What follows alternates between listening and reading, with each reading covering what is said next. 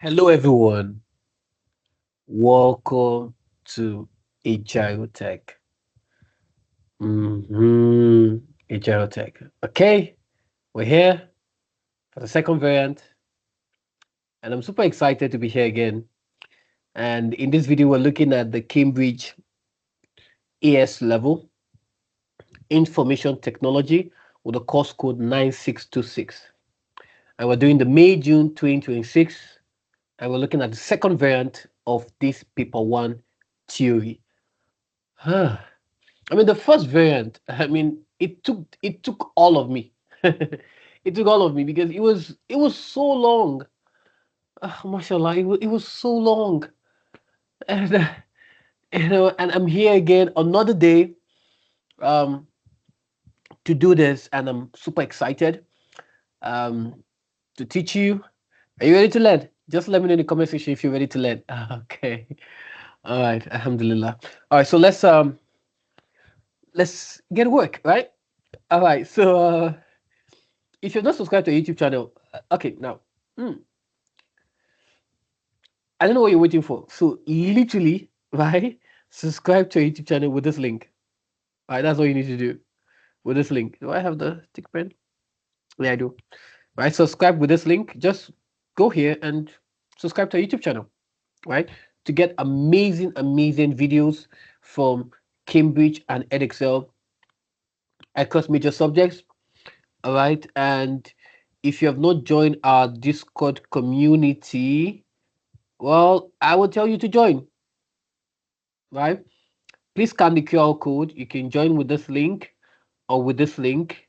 I promise you, one of them will take you, all of them takes you to the same destination, right? So, yes, I'm super excited to head to the paper one theory for the Cambridge AS IT May June 2026. And this is the second variant. Okay, paper one, that's variant one, two. All right. Welcome to AS level IT class. This is smiley face. I'm gonna use a smiley face. Okay, it's not bad. Okay, I think it's better. It's better than well, right? So this is a smiley face. Okay, I'm smiling. Okay, I'm smiling. Yes, I'm smiling. All right. So welcome to my class. And in my class, what we do here is I teach you, you learn, and we have a good time together. And moment of laughter, moment of things to reflect on, moments of things to learn. That's what my class is all about, right? It's a vibe. It's a vibe. Okay. All right. Let's do this, right? You ready? Okay, let's do this. All right. Well, right. Um, This information is found on our website, ajirotech.com. So literally, if you go on our website, ajirotech.com, you have more information on this. We are a registered private tutoring company, registered in England, UK, and we offer tuition for the Cambridge and EdXL across major subjects, if not other subjects, right? So we offer that for across the subjects. So yes, if you're having a friend or you're having a challenge, maybe not in IT, but in any other subject, I would really advise you to enroll into our private program. I mean, trust me, you're not going to regret it. I mean, every money spent is every money worth. I can tell you. I mean, you have worth for every single pounds you spend. Mhm. Yep. So I can tell you for free. I mean, those were my IT classes. They know, right? Okay, so across, if it's chemistry, we have the best chemistry teacher, yeah, in the world. Yeah, I can say that because he's produced top in country in three different countries. So you really, I mean, for Cambridge and EdXL ESE level, you really want to be part of it. If you're struggling with chemistry, I mean, your problem in chemistry will be solved. Right? If you're struggling with physics, your problem in physics will be solved. If you're struggling with bio, it will be solved. If you're struggling with math, you have an issue with mathematics or statistics or um, the additional mathematics or the further mathematics or the pure further mathematics. I mean, that's for Cambridge and NXL. Qualitatively, if you having any struggle in English, inshallah, we got you covered. We got you covered. Yeah, we got you covered. So enroll with us and have your result amazing. Yeah, that's what we do. Okay. My combo plan is you can also check it out on the website, agiletech.com, right? You can also check it out on the website. You also see there, and you can reach out directly on the website to the salespeople, and they would guide you on how you can acquire the ICT combo plan. The price still remains £80, right? And this is exactly what you're going to get at the end of the day. So if I were you, I would literally, you could also message the sales team at info@geotech.com or geotech@gmail.com, or you can go to the website, right? Every information you're looking for is now on the website. Our website is the best, literally the best. It has been totally revamped. It has every information you need. It's one of the best tutoring websites you can find. So literally, you have to be there, right? You have to just go through, see what the things we do there, and have yourself an amazing time while you're in there. Okay. The same thing for the ASIT combo plan is going for £160, and this is what you would get. Let me use screen. This is what you would get here, right? So please, you could go to the website again, and you could get it there. You could also we also have a chemistry, so it's there. You just go to the website. I mean, the website is rich, right? Agiletech.com. You write it here, Agiletech, just Agiletech. Then you just add .com. That's all. Agiletech here, right? You have literally Agiletech here, right? And all you have to do is just to add .com, literally, right? And it takes you there, literally. That's simple. Okay. All right. So yes, £160. Yes, there might be a slight discount for the ESIT, especially for different countries. So a slight discount for it. So please get in touch and get yourself a copy. Trust me, it's going to save you a lot of stress. Because I know that teachers, you're going about doing this, you have families, you have this, you have that. This is really going to save you a whole ton of stress. So you really want to get yourself a copy of the combo plan, whether it's IT, ICT, or chemistry.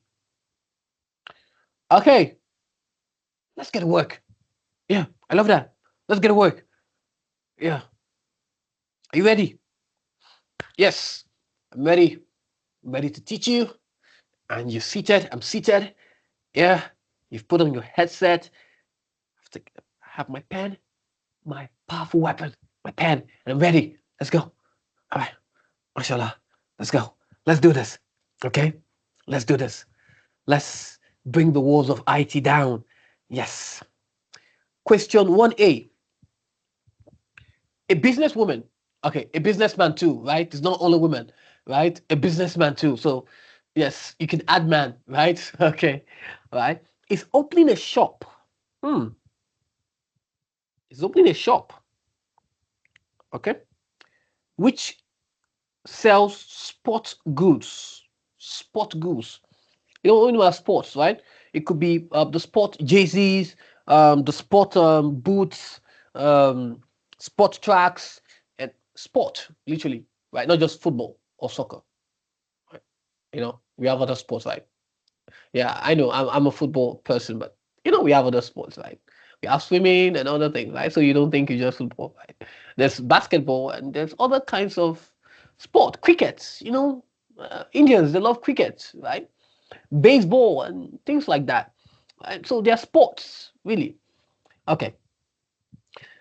She has decided to research into spending habits of potential customers.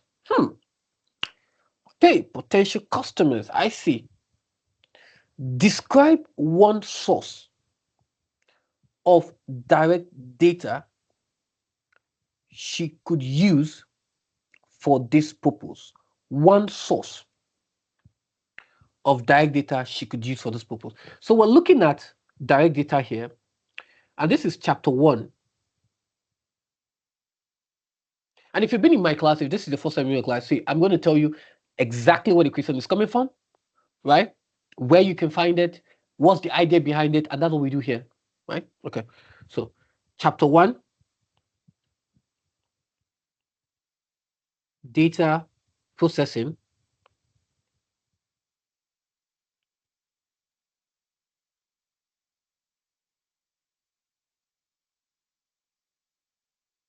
and information.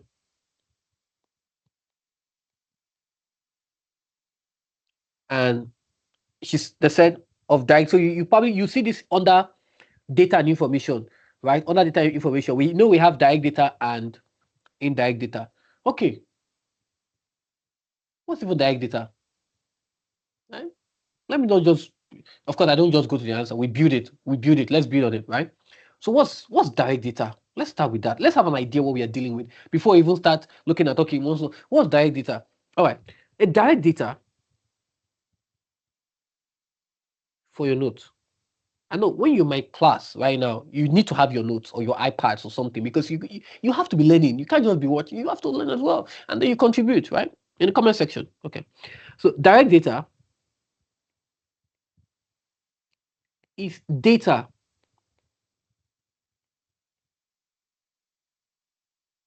collected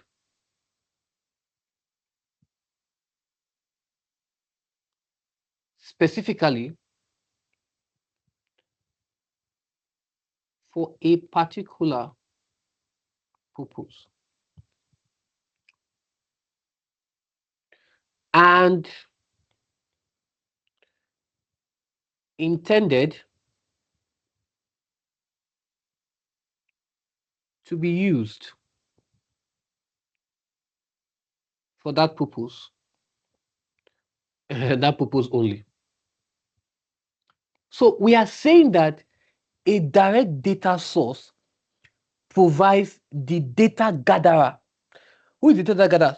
Data gatherer, let me put this here,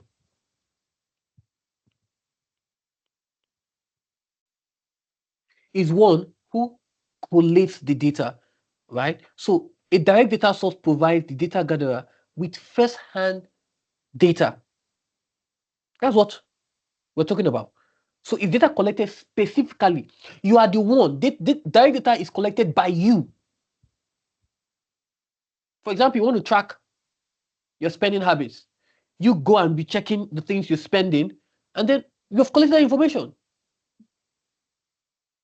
Any data that is collected by the original source is a direct data. Direct. Right? Okay. So that's what we mean. So data collected specifically. You're not just collecting you're collecting for just that reason. And that reason only. Now, the businesswoman wants to know how much potential customers spend on sport goods. She can collect that information herself. That's what we are trying to say. She can collect that information herself. Okay? So what they ask you, what suitable source? So they say we should describe one source. So one suitable source of a direct data, because we have a lot of them. Remember, we have the sources. We have questionnaires, interviews. Yes, tell me in the comment section quickly. In the comment section, yes, yes, pause and tell me quickly. Observation, correct? Yes, the last one. Yes, tell me in the comment section. Yes, in the comment section, tell me. We have data logging. So for data logging, when you're using sensors, right? So they say we should describe one source. I've given you four sources. So one suitable source, one suitable, one suitable source of direct data that this businesswoman can use is questionnaire. Right? Now, the businesswoman could create a questionnaire, right? So describe one suitable source. So once describe one source. So one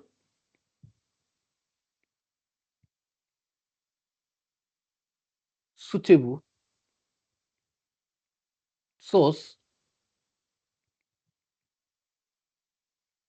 of direct data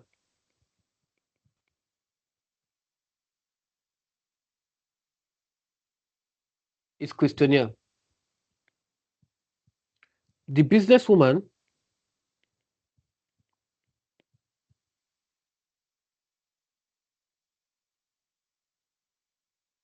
could create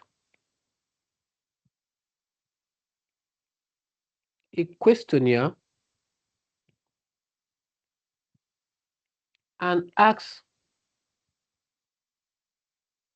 potential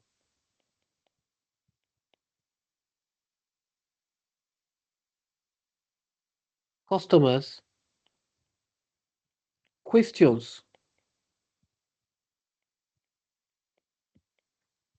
about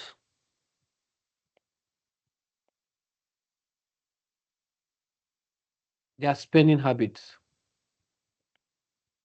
such as we'll now have to include the things she's going to ask, such as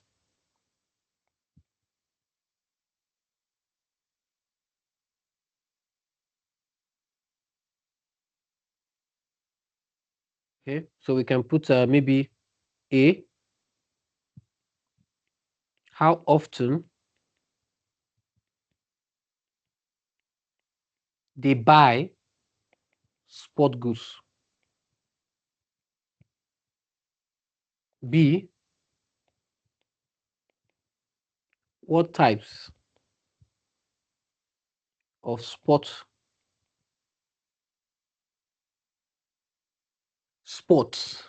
sorry, sports, I'm just sports, because it's more than one sport. What type of sport goods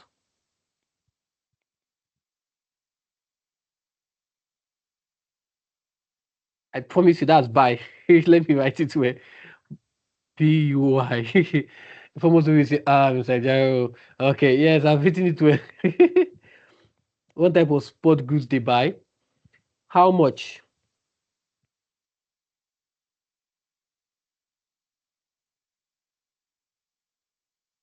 they normally spend,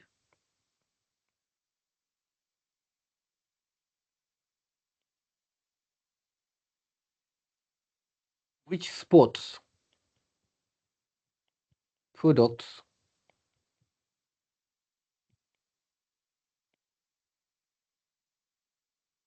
they would be interested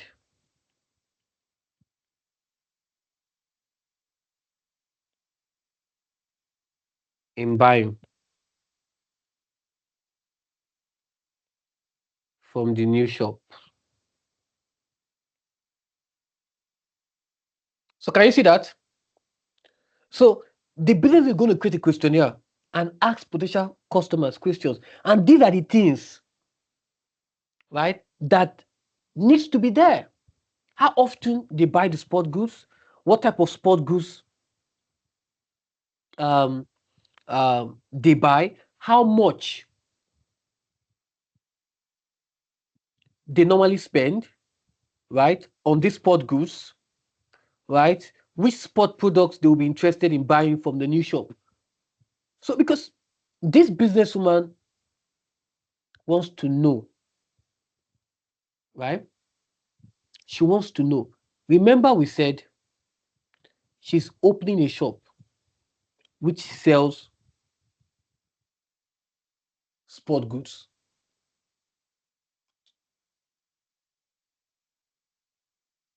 So I'm making it personal because I don't buy it often, right? Now the season is on. I know, yeah. At the time when this recording, Man City lost. I know. Don't rub it on my face. I know we lost. I know we lost. I know, right? And what type of sport goods do you buy? I want to buy the new Man City T-shirt, right? The jersey, right?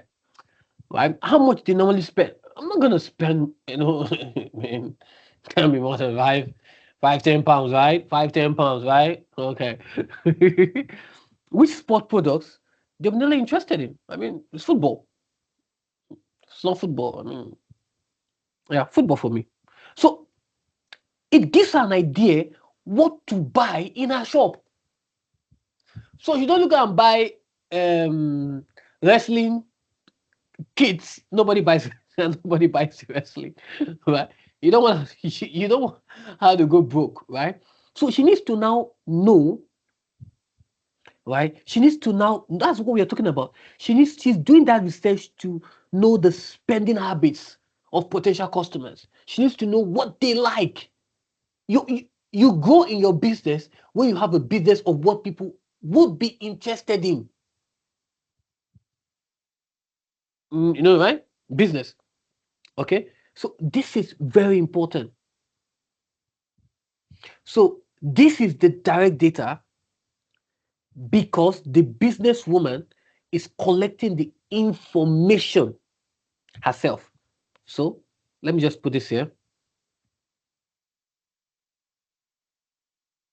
This is direct data because the business woman is collecting the information herself for the specific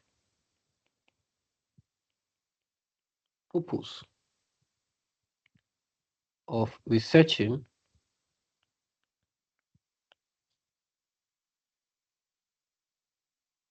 the spending habits of her potential customers.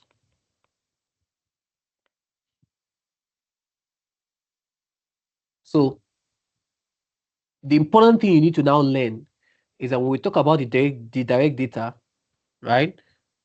You are collecting that information yourself and for that specific what purpose and that purpose only. Does that make sense? Okay. And let's move.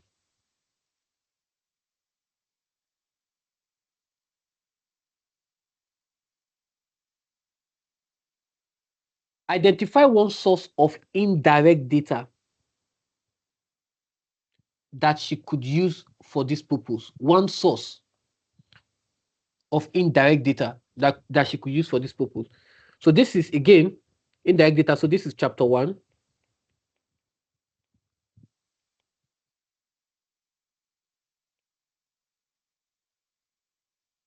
Data processing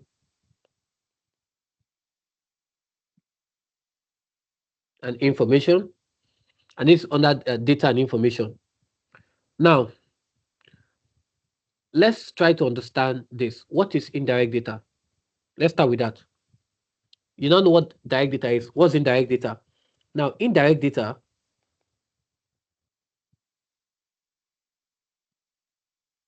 is data that has already been collected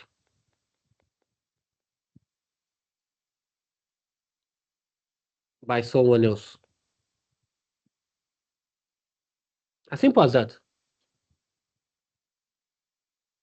It's a data that's already been collected by someone else. Now, the person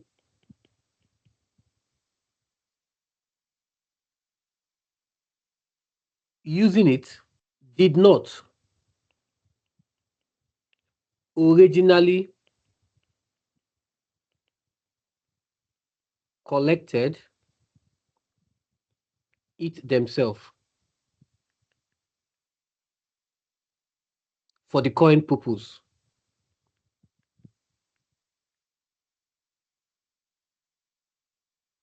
Can you see that? So indirect data is that data that's they have collected the data already. Someone else has collected the data. And now the person that is going to use it, right, did not originally collected it themselves for that current purpose. Data was just collected. People are just mining data. Just collect from that department, collect from this department, collect from this department, collect from this department. That's their job. Just collect. And they will sell it to you. They will sell data, and you will now choose abstraction. Choose the one you want and discard the rest. Are we learning? Let me know in the comment section if you are learning. Are you learning? Okay. So there are several examples of indirect sources, right? Ranging from things like textbooks, journals, websites, and among others, right? So they said identify, look at it all, one source of indirect data that she could use for this purpose. Other ones are fine. Other ones are okay. But one suitable source. One suitable source. So one suitable source, you can just put without writing this. I'm just this is class. Is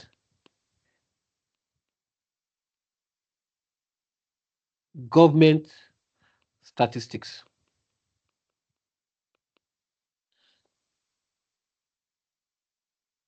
Yes, government statistics. Now, I'll give you an example why I choose government statistics. Now, let's look at an example here. Let's look at an example here. Let me use this. Let's look at an example here. For example, the businesswoman, well, you know, I was talking about the businesswoman. The businesswoman could use publish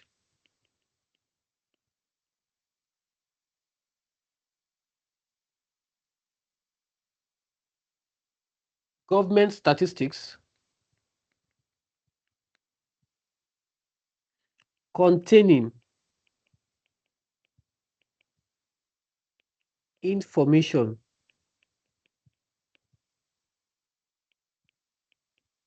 about consumer expenditure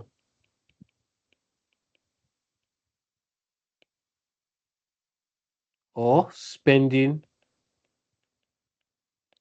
patterns, yes. And this is, go back, this is indirect data because the information was collected by another organization. You can say, I'm not just giving you, I know they say identify. So you don't think that command word identify just simply means just give one thing, mention. That's identify. But this is a class. I'm here to teach you. If I just put identify and move on, you have not learned anything. No? You have not learned anything. Mashallah, you have not learned anything. And we don't do that here.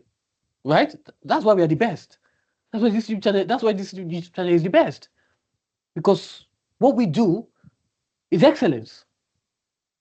Right? So this is indirect data because the information was collected by another organization rather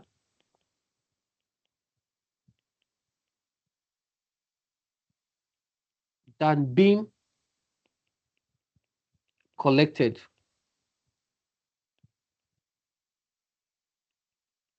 directly by the businesswoman.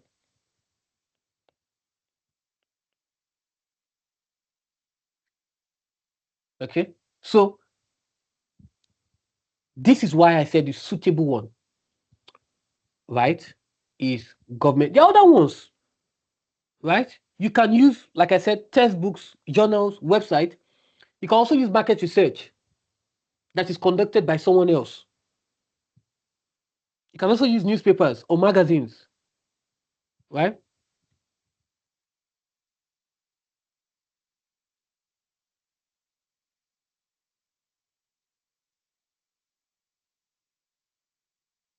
So if you want to put for others, I think I can use it for others, right? You could put, I think I talked about, did I write textbook there? Okay, let me write it here. So there's textbook, there's journals, website, there's someone else's questionnaire. That's questionnaire, right? Let me clean it. It's fine, I'll clean it. Someone else questionnaire,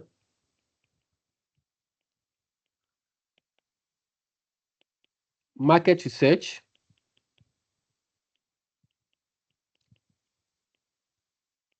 conducted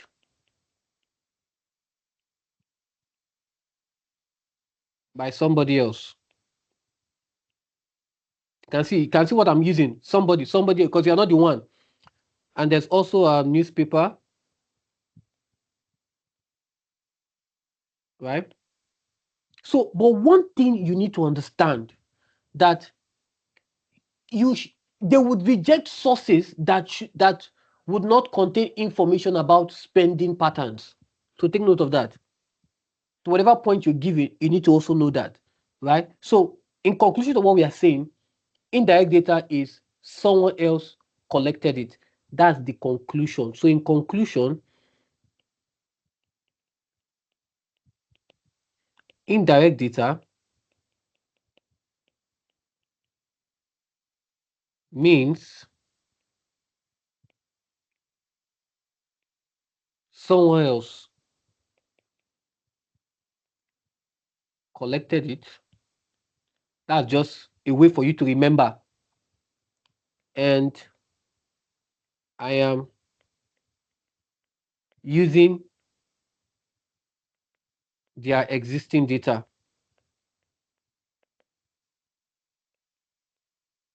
Good. So can you see that? So that is what we have done here. So I've talked about the businesswoman opening a shop. We've talked about the one source of direct data we gave. I also gave one source of what? Um, Indirect data. And we explained it that direct data is data collected specifically for that particular purpose. Indirect data is a data that has already been collected by someone else. And the person that is using it did not originally what collected that data. Okay, let's proceed.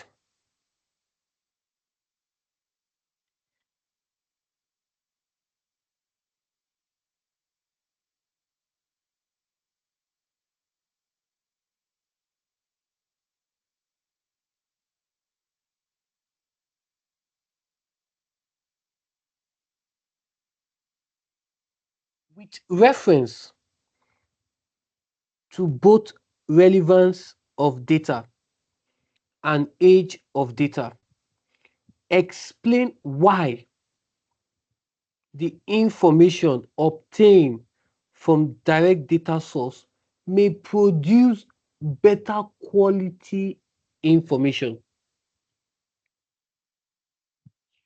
Right? So this is chapter 1,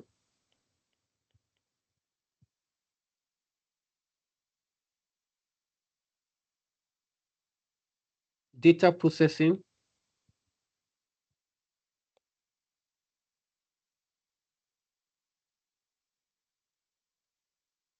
and information. And under this, we look at data and information. You see it under data and information.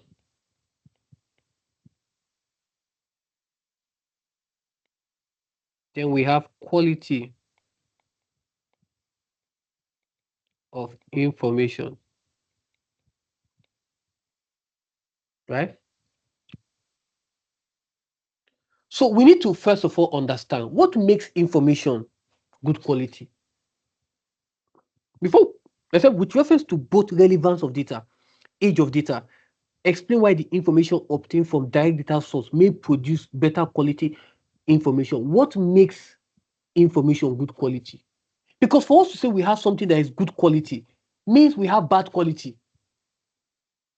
See that?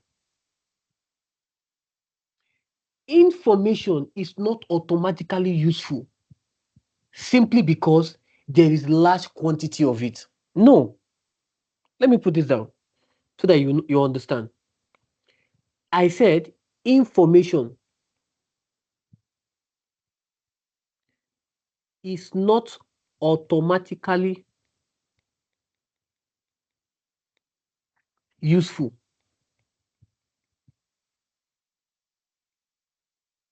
simply because there is what? Large quantity of it. No. There are so many things that make this information good quality. And that simply means that we are talking about what? I need to write. I need to write. We're talking about things like accuracy, relevance, like they have talked in the question, age, like they have talked in the question, level of details, completeness. So you can see there are 5. Completeness. So they want us to now consider, out of these 5, they want us to consider relevance, and age. They said, with reference to both relevance of data and age, with reference, explain why information obtained from direct data source may produce better quality information. So, with reference to both, let's look at it. We're going to look at both parts. We're going to look at both parts here. And I would have to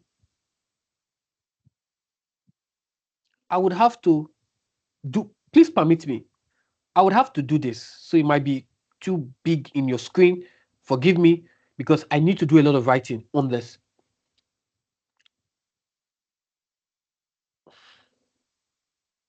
So I'll just take this to 0.5, right? Now, let's talk about the first part, the part 1. No, let me use blue.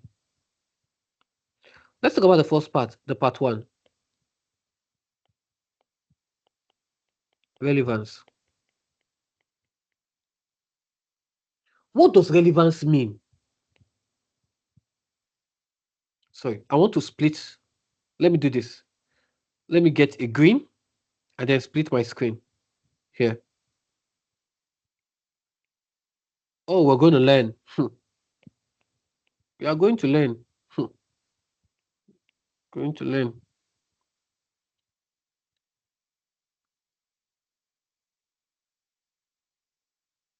What does it mean? What does relevance mean? When we talk about relevance, right? Relevant data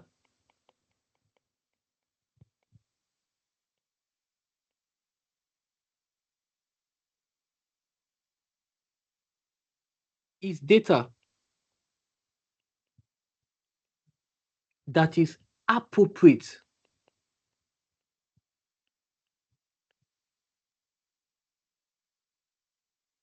to the purpose for which it is being used. That's it. That's relevant data. That data that is appropriate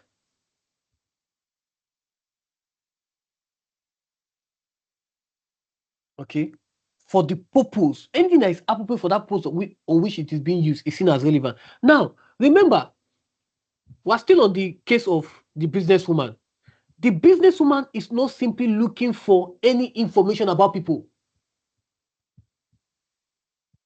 You can go back to the question. You see that she was being specific. She's not just looking for information about any kind of people. She specifically wants information about the spending habits of potential customer for a sport goods shop, not any kind of shop. So every information she's looking for is tailored to a sport goods shop. That is relevant data. So any data that is appropriate for the purpose for which it is being used is seen as relevant data. If you are collecting data, you're in this YouTube channel, you are learning specifically for your IT, information for your IT, that's relevant data. Because it's appropriate for the purpose of what you're going to use it for. You can't have exam tomorrow and you're on TikTok doing exam is coming, exam is coming. That's not that's not relevant data. That's not relevant data. It's not relevant to what you are going to face tomorrow. It's not relevant.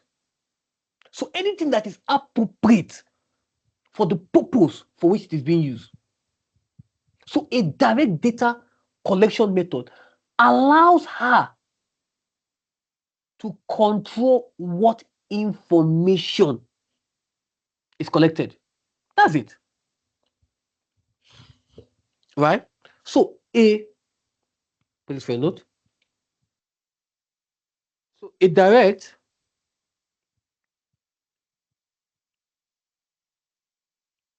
data collection method allows the businesswoman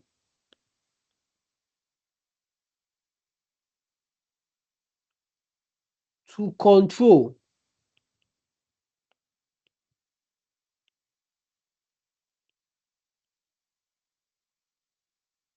what information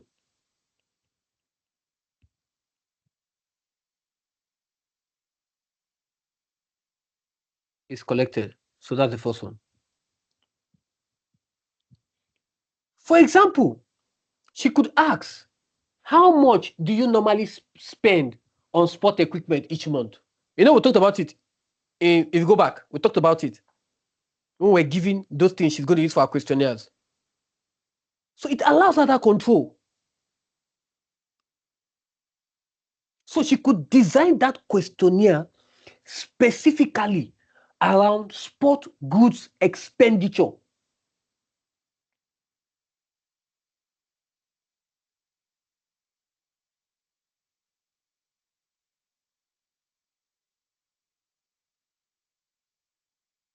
Right?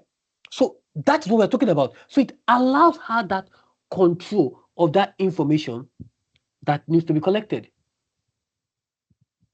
Right? So I can put this here. The businesswoman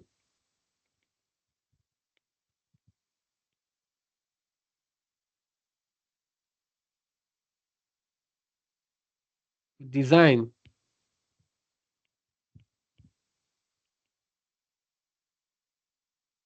the questionnaire specifically around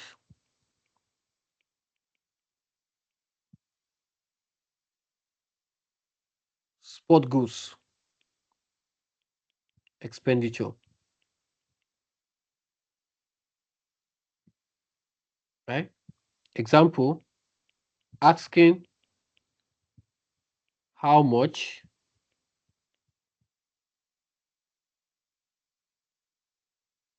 potential customer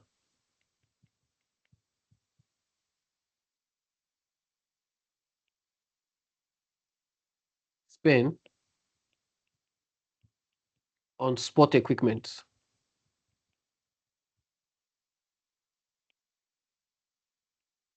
each month.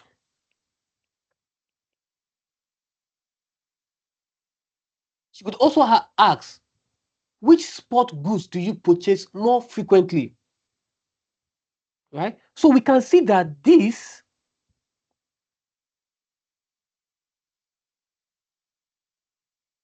see part of it. We could see that this prevents her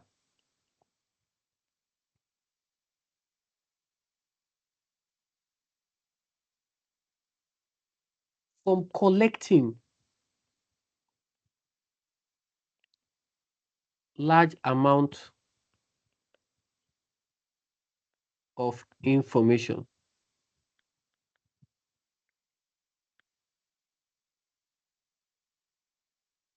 that have nothing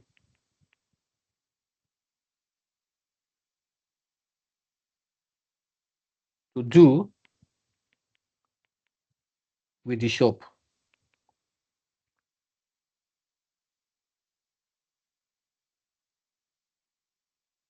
Location is also important,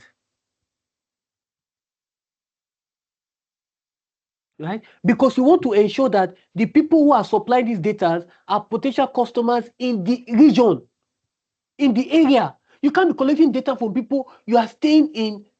For example, you're staying in London and you're collecting information from people who are staying in Norwich, who are staying in Southampton, or who are staying in Scotland, or, or, or Northern Ireland. Uh, there's actually Uber, but that's not relevant, really. Or you're in New York and you're collecting potential customers' information from people in California. So location is also important, right? So put this here. Location is also important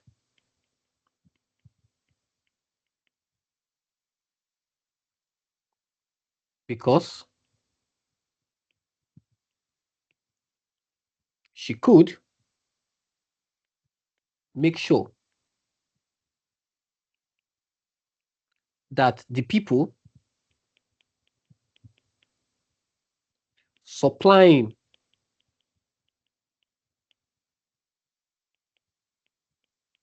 the data are potential customers in the area. Maybe you can put town where she intends to open the shop. Right? So, what have we seen here?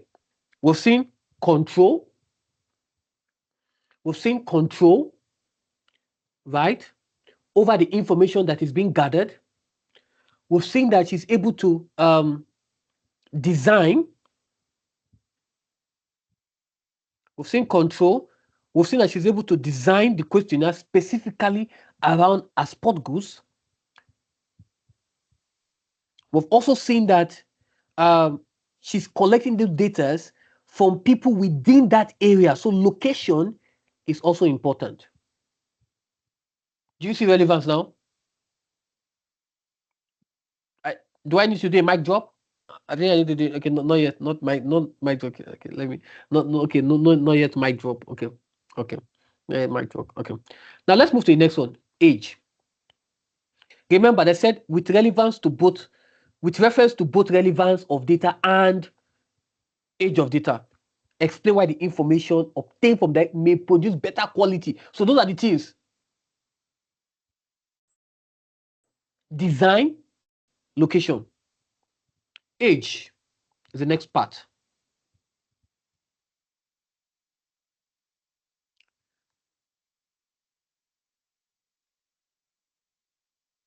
Part two, age of data. Because there are two different parts. So we're done with the part 1. This is now part 2. Okay, let's go. Now, when we talk about the age of data, what do we mean? Let's talk about the meaning.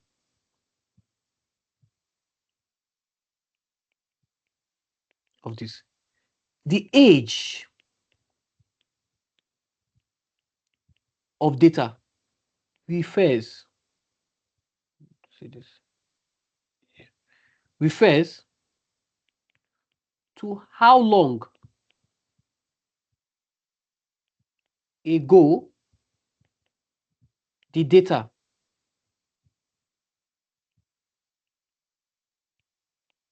was collected.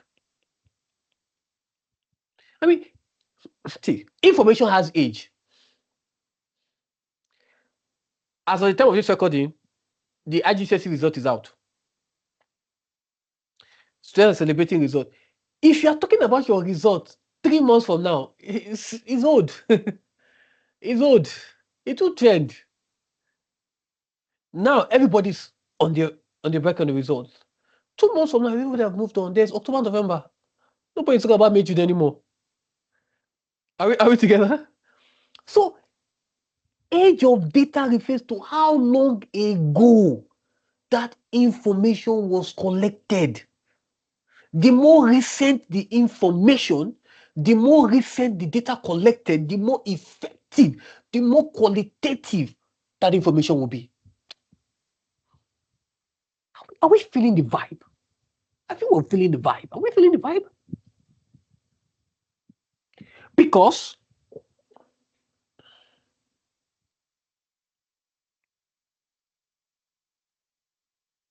the more time that has passed,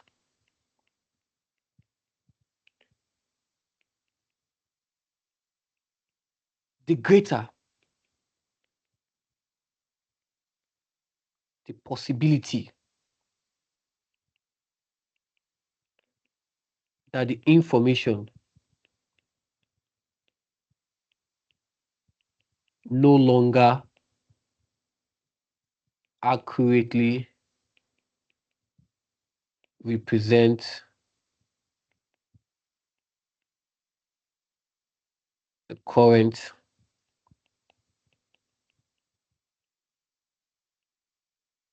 information. So the businesswoman can ask questions now.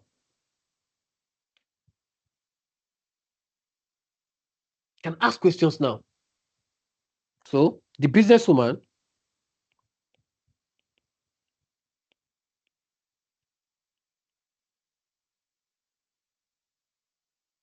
can ask questions now. Therefore, the information reflects current spending habits. You shouldn't. That's one of the beauty of direct data. Because if you're collecting data that are old, you might miss it. The World Cup has passed. Alhamdulillah. It was not a bad World Cup. It has ups and downs, but yeah. If you were to open a shop during the World Cup time and you waited till after the World Cup, you would have lost a lot of potential customer. Because a World Cup, and you're opening a World Cup, a sports shop in the region when the World Cup is held, you have a lot of customers. Yeah, right? So she needs to ask the questions now because that information would reflect current spending what habits. Let's look at this. Example.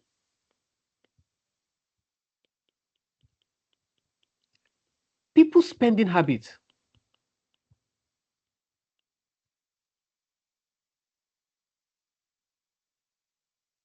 10 years ago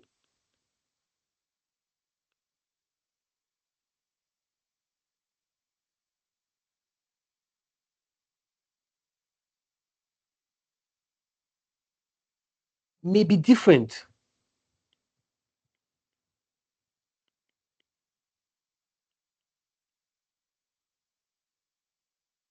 from their spending habits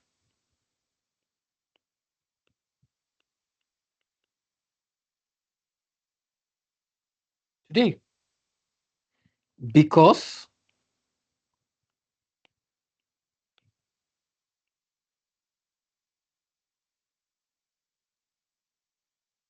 prices, income, sporting trends,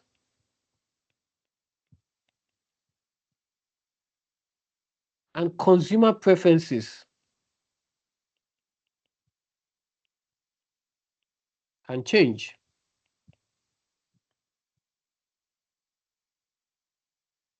So this is very important. So you have to look at that information you are collecting. How old is it? Is it up to date? 10 years ago. It's not now. 10 years ago? 10 years of me ago? There was no YouTube channel. I didn't even think there was going to be anything called YouTube. It was not in mind, it was not in sight. It was nowhere. I was just doing what I was doing. Yeah. Put me, if you tell me I will sit here, iPad here, MacBook here, uh, iPhone here, you know, gathering, studying, doing this, all to do a video for you to learn, I will tell you that you better check it. I think we're woken up from the wrong side of the bed, but yeah, I am. Yeah, I am to teach you. So it is very important. So what are the things we need to take note of? What have I said before I put my takeaways? What have I said? Let me get my green. I've talked about uh, age of data, how long ago it was collected, right? And I said the more time the data has passed, the possibility that information, the more time the information has passed, the possibility that information no longer accurately represents the current information. I've talked about that. I talked about that the woman can ask her questions now.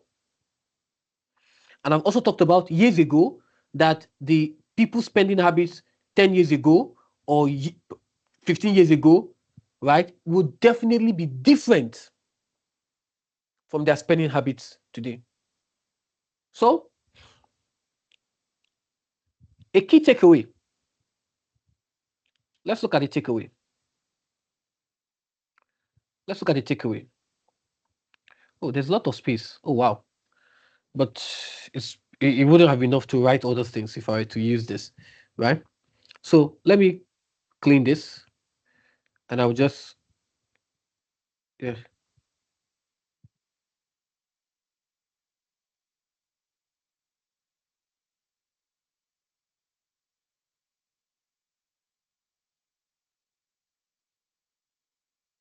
So in conclusion, nope, change it to this one here.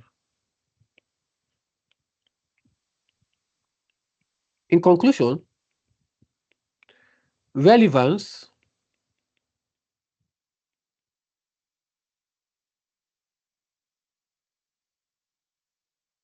in conclusion, let me do that. Relevance is simply asking, is the right information,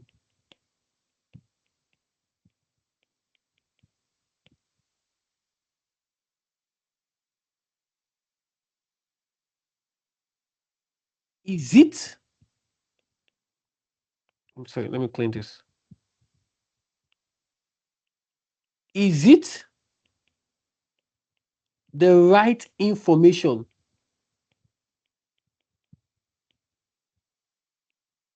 for this particular purpose?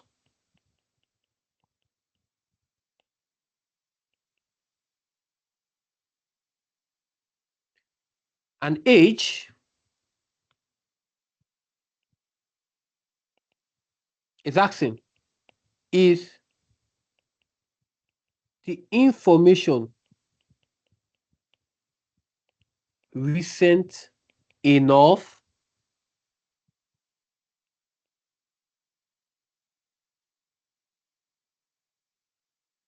So we see that. So for relevant, is asking, is the right information is it the right information for this particular purpose? And age is asking, is the information recent enough? Okay. Are we learning?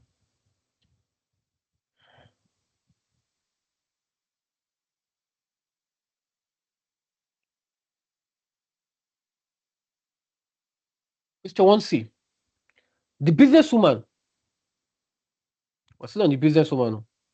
Oh, businesswoman must have paid Cambridge a lot of money. uh, the businesswoman has decided to use indirect data for her research into the spending habits of potential customer. I mean, this businesswoman should make up her mind, direct or indirect. I mean, don't, you know, don't play with us. Okay, right. So this is still chapter one, but we're having a good time with the businesswoman.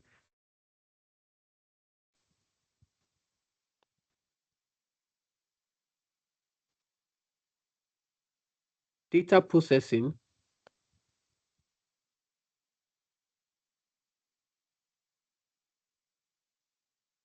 information. They said identify two possible reasons.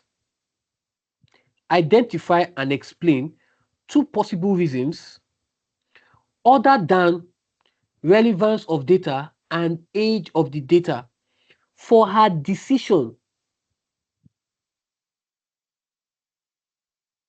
to use indirect data for this purpose. She said, other than, well, we've talked about relevance of data, we've talked about age of data, for her decision to use indirect data. What could be her reason? And she now wants to use indirect data. Now, we know that when it comes to indirect data, you are collecting these data that be collected, you collect, you collect, you collect, you collect, you collect. It's not for any particular, you're just collecting. That is because one reason is a larger sample size.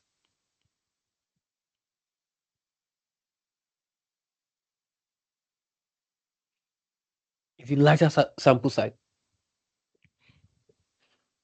Now, let me explain. Indirect data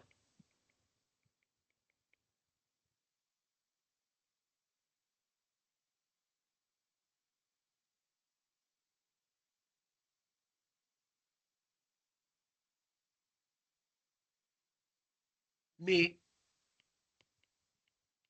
already have been collected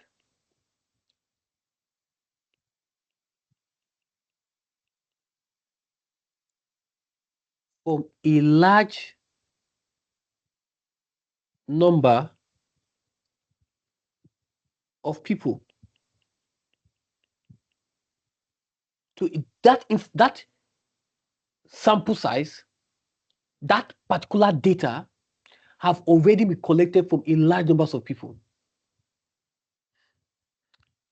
For example, a research organization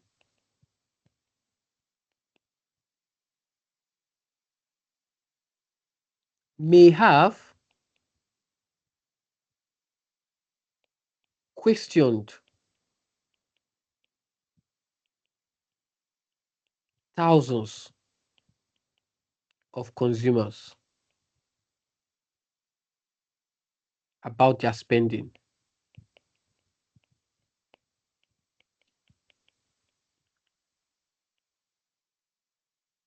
So if the businesswoman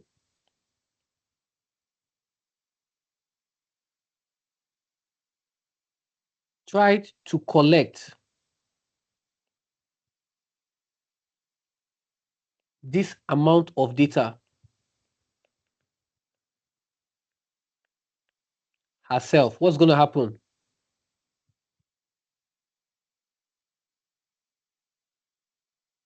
She would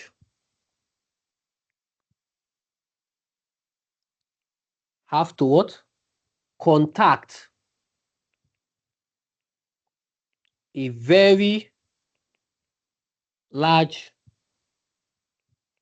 number of potential customer.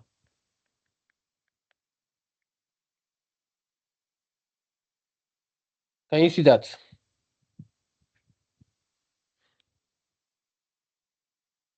So which would what?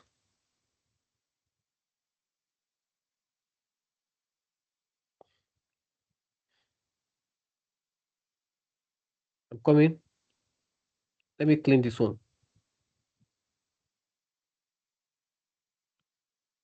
Customer, which would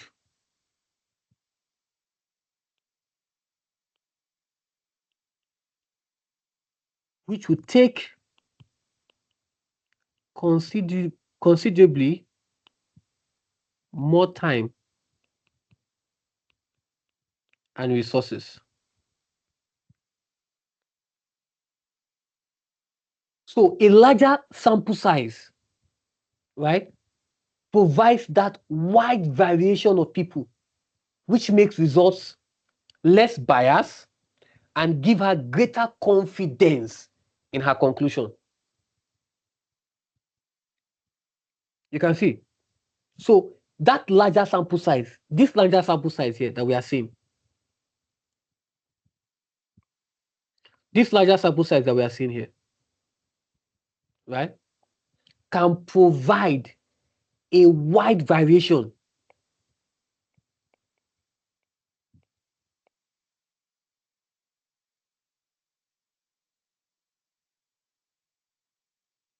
of people,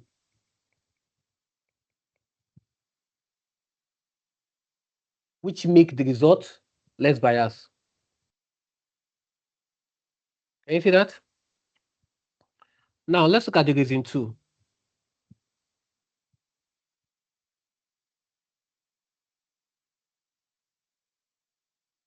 Let me add another one called black. Let me add black. Yeah. So I'll put this one here as reason 2. Mm-hmm.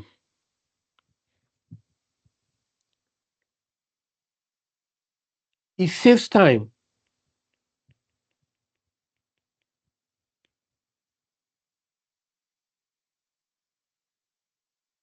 and cost. Sorry, it's correct. Just it's correct. I want to use a different color to differentiate it. Saves time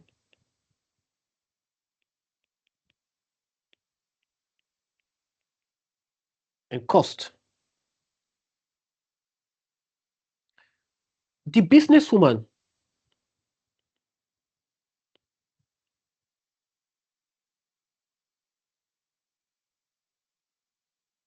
may not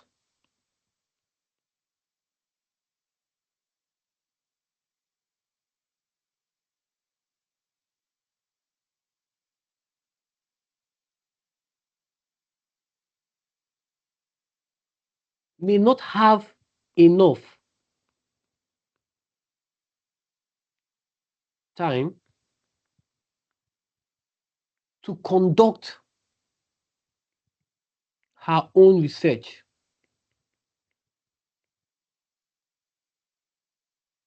Instead of designing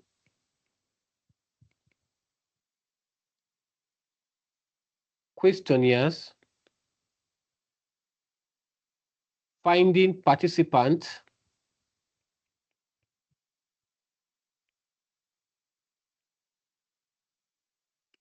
collecting response, etc.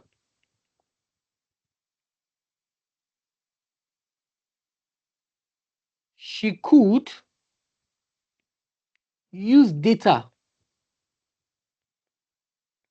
that someone else has already collected. This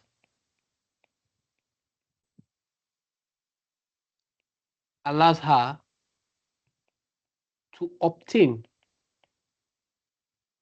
the information more quickly.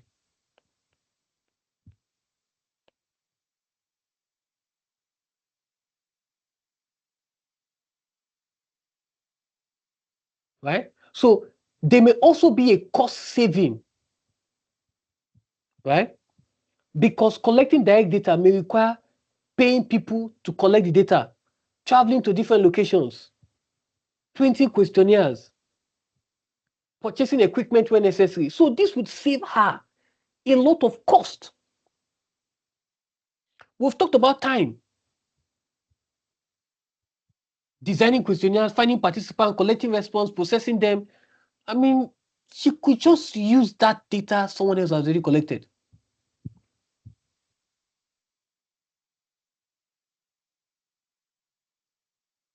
Right? So this will save her cost.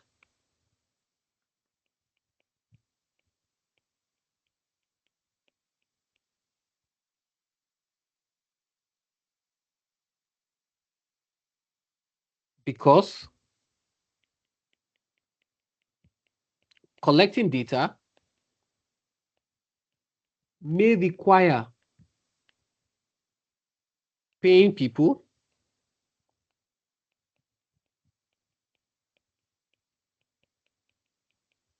to collect the data, traveling to different locations,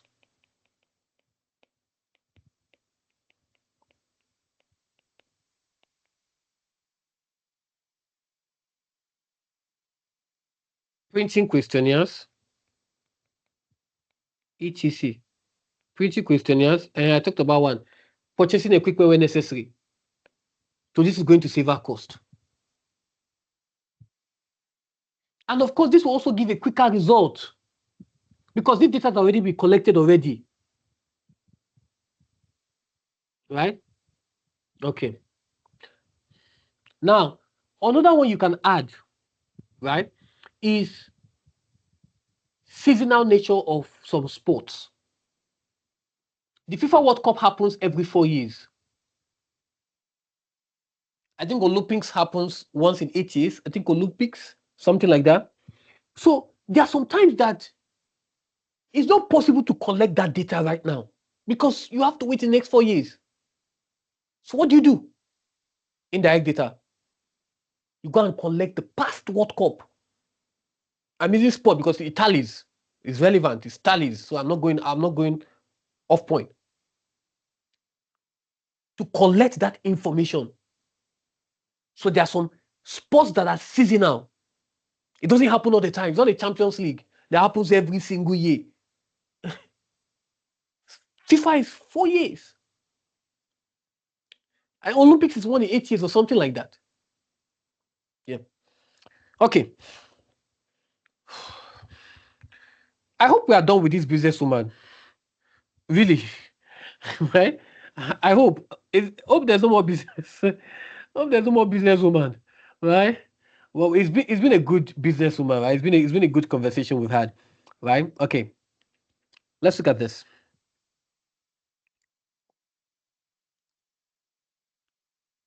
A partially completed algorithm is shown. Line numbers are given for reference. Oh, sorry. Line numbers are given for reference. Some lines are incomplete. The user will input 5 numbers. 1, 2, 3, 4, 5. That's what I can think of. One number at a time. Okay. After 5 numbers have been entered, so this is 9, 12, 14, 15. Yeah. This is 3, 6, yeah, 15. The largest number and the smallest number will be displayed as part of a suitable message. So here we are seeing that the algorithm uses what? A while loop. So this is what? This is chapter 4.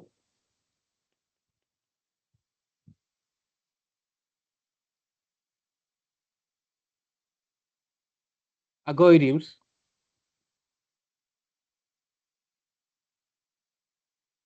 and flowchart. And we are looking at here algorithm, right? And we are looking at loops. Okay. Loop, the while loop. Okay. The algorithm is a while loop. So we have this. Okay. Some things are incomplete. All right. All right. Now, let's first understand something. What's an algorithm? Let's first understand the algorithm. Let's first understand the algorithm. Algorithm is step-by-step sequence used to solve a particular right? Used to solve a particular task. Step-by-step instruction used to solve a particular task. Now let's first understand the algorithm. What is a loop first?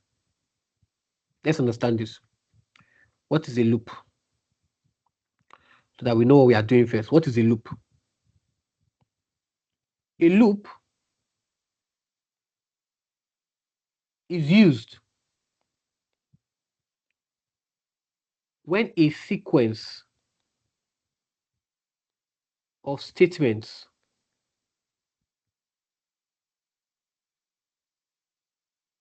needs to be repeated. That's a loop. A while loop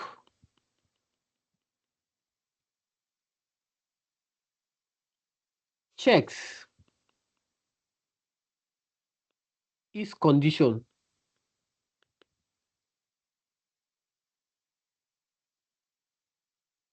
before the statement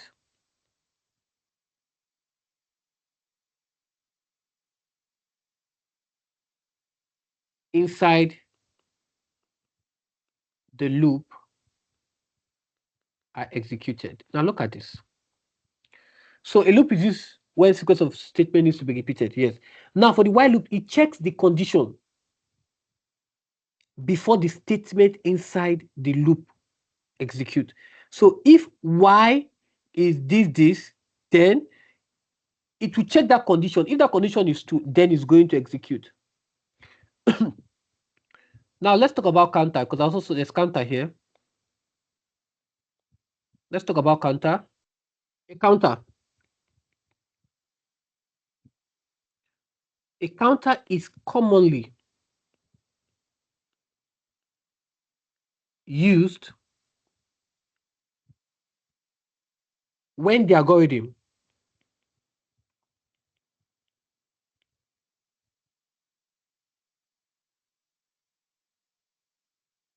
needs to repeat something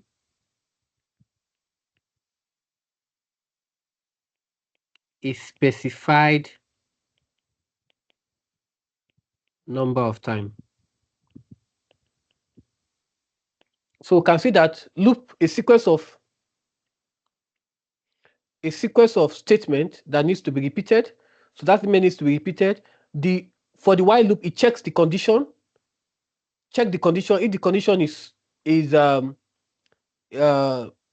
before the statement inside the loop is executed, you check that condition if it's true before the statement inside is executed. The counter is the one that is commonly used when the algorithm needs to what? Repeated. Right? When it needs to repeat something a specified number of what? Times. Okay, now let's look at this. Now, every counter, this is what we mean by counter. That's what I talk about. It's only used when needs to repeat something a certain number of times. So this counter, you can see that it's starting here as what? As 0. So it's important that counter normally initialize at what? At 0. Right? So we're starting with at 0. Then the number goes to what? The number we're using is 0. Largest number at the point is 0. Smallest number will be what? Now, because the largest number is 0, the smallest number is going to be what? Is going to be what? Let me have my blue. It's going to be what? Tell me. 0. Right? Then we're going to impute number. Right? We're going to impute number. Now, let's say we have imputed 1. The largest number would now be for this number. The largest number will now be for what? This number.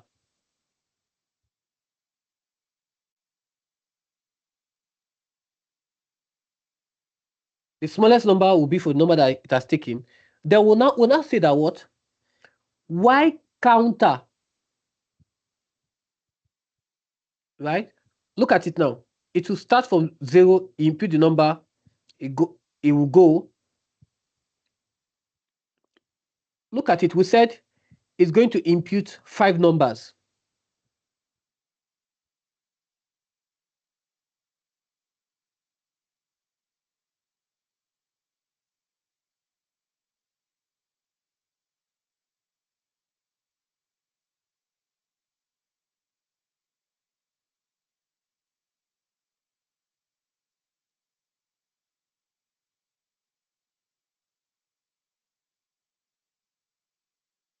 Right? The algorithm has already input one number. You know, I've inputted one number here, which is 1. So the algorithm has already input one number. Already we put this number here in this line.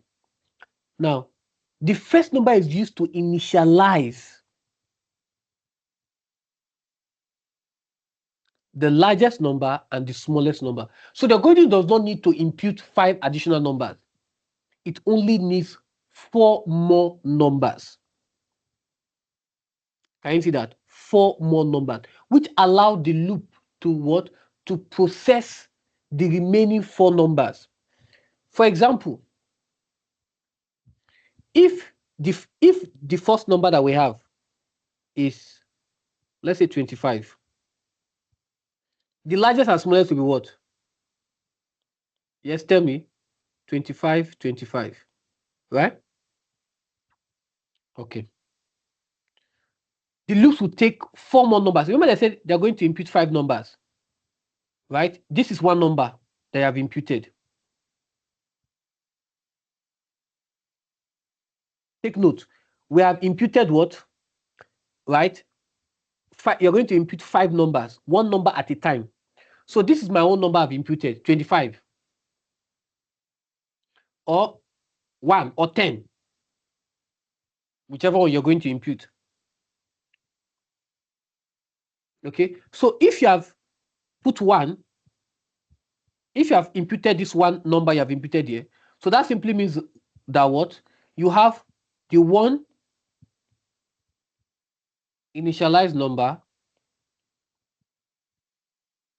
plus what? 4 loop numbers. Giving you what? 5 numbers. So this is why we have it here as what? As 4. Because we have already imputed what? 1. So because we've already imputed 1 here, the largest and smallest is going to be what? Well, yes, this is 0, 0, 0. Then it will go back and then put 1, 1. And then we have what? Less than 4. So here now, we have our input. So what this input going to be? We're going to use this exactly. We're going to use what? Number. Because we don't know what the user is going to put. So I'm not saying that if the while loop is less than, after inputting this one, remember it's going to check its condition before it execute the one inside. So it's going to check. So after this one is less than 4, we're going to input what? The number. So if this number is greater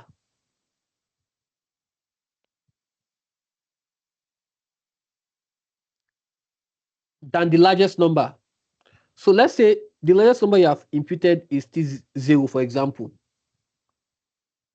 right? So you have a small, if the largest number is 0, the smallest number is 0. So if you input this one, this will now have as 1. So if this number, which is 1, is greater than the largest number, what's going to happen? Then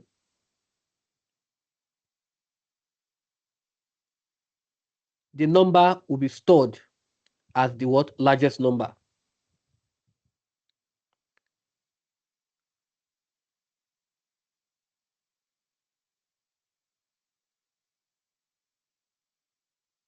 So we know that the number is very, now the algorithm is trying to find this point here. The algorithm is trying to find the largest number. If newly number entered is greater than the current largest number, the new number becomes the largest. So remember we started with, let me use this. Let me put 25 so you understand. Remember we have 25, right? So largest number, smallest number is the same thing. So now, before it was 0. Now we now have them as what? 25, 25 now, as the largest and smallest number now. Now I'm not saying that if count is less than the 4 other numbers you're going to put, then we impute number. So let's say you impute what? 40, for example. Then this 40 is 40 greater than this larger number. If 40 is greater than 25, then the largest number is going to be what? The largest number is going to now be what? Now going to be 40. And then, right, it's going to what? 40. So the current largest number was 25. Now we have the new one, 40. So we'll now check, is 40 greater than 25? Yes. So that simply means that the largest number is now going to be what? 40. Do you understand?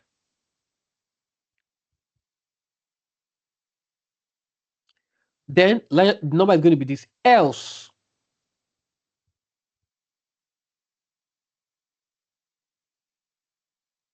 So if this number now that we have inputted 40 is less than, remember the number we gave was 25, which is here, larger and smallest was 25, 25. So if this 40, right, is less than this 25, then this becomes the smallest number. The smallest number now will not be what? 25.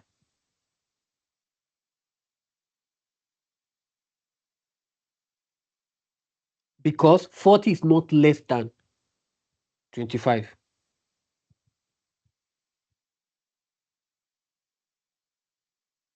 Do you understand?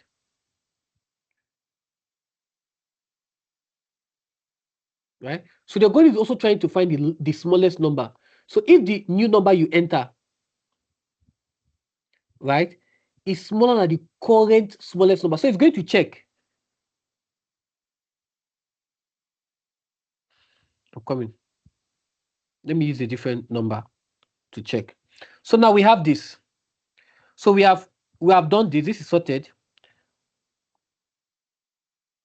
So let's say we have the current one as 25, right?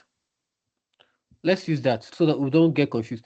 We have the current number as 20, because we give 25, 25 for both of them as 25. So if we enter 40 will not work because 40 is not less than, 40 is greater than. So if, let's say we put another number, let's say 12, right? Is 12 less than 25? Yes. 40 is not less than 25. 40 is greater than, right? So that simply means the current number will still be 25. If we use 40 there, the small number will still be 25. Will still be 25. If 40 was the one we used before, the smallest number is still going to be what? It's still going to be 25. But if we now, it will check again. You put the next number, and let's say we put 12. If 12 is less than 25, that simply means that the smallest number is going to be what? The smallest number is going to be what? 12.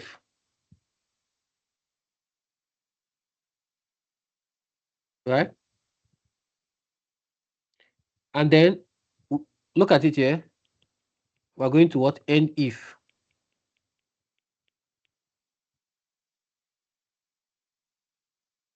And then for the counter,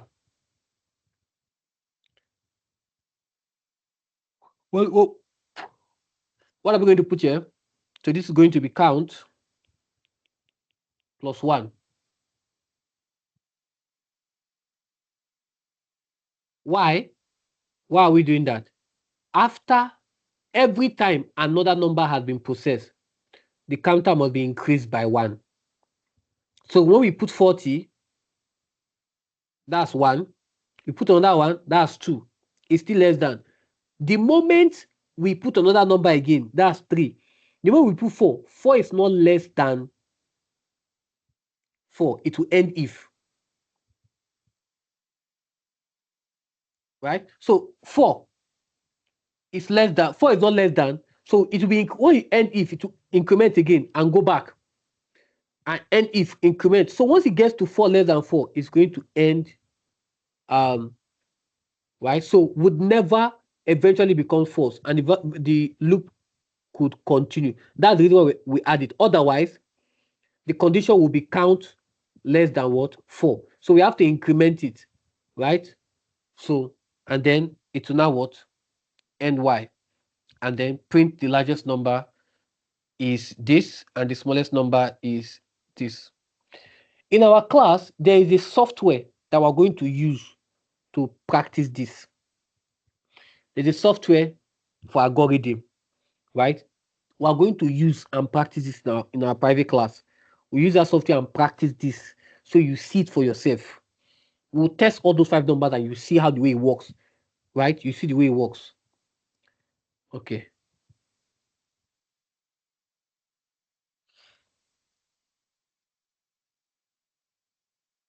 Oh, okay. I've done it already. Okay, let me write it. It's fine. Let me write it. So what did I do? I did what? Y. What did I do here?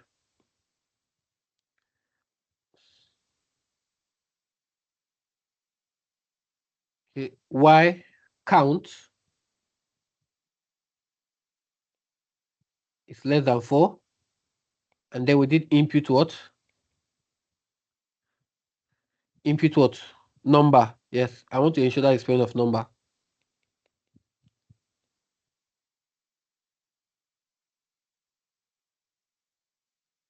And then we said if number is greater than,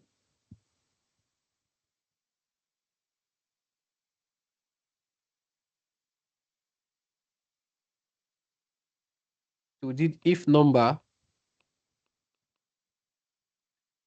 is greater than what? The largest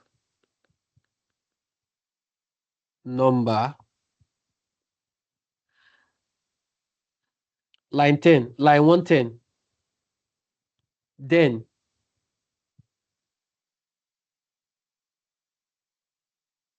130. Else 140. Okay. So we did if number is less than what?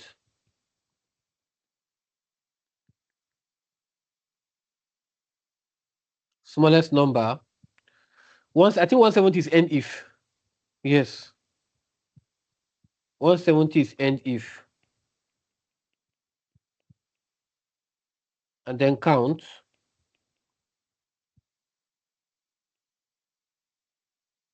Count plus 1.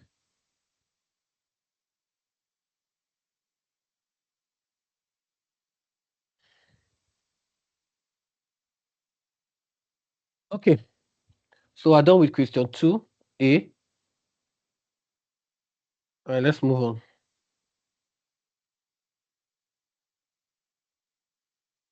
Okay, see the same part. Now they ask the question here.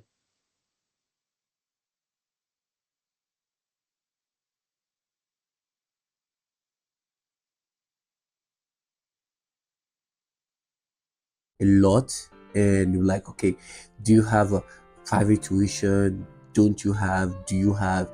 And yes, Ajiro Tech do have a private tuition. So by my right, you can see that we have for the EdExcel and Cambridge IGCSE, and yes, we do have for all subjects. Okay, all subjects.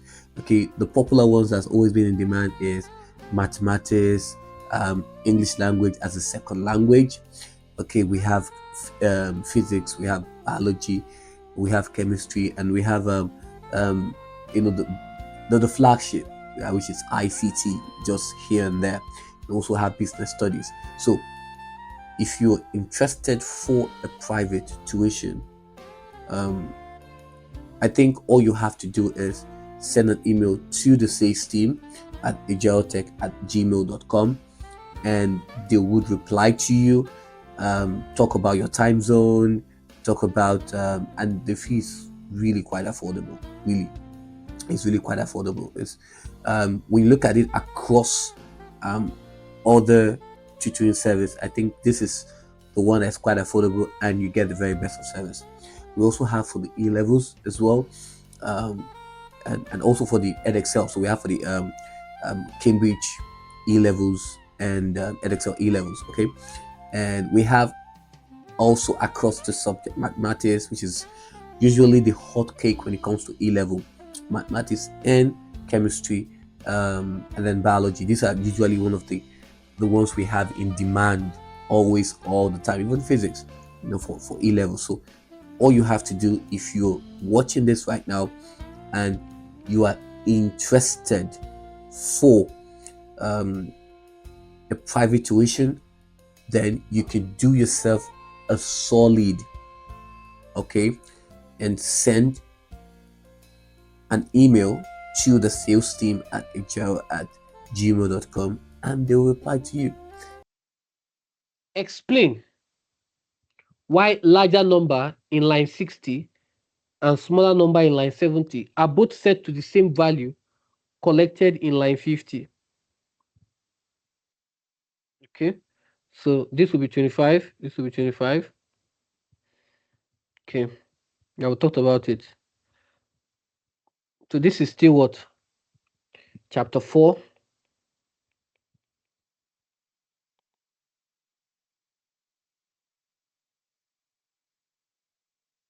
algorithms and flowchart.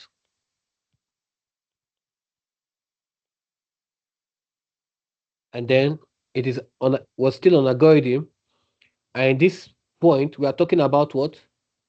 Um, variables and initialization.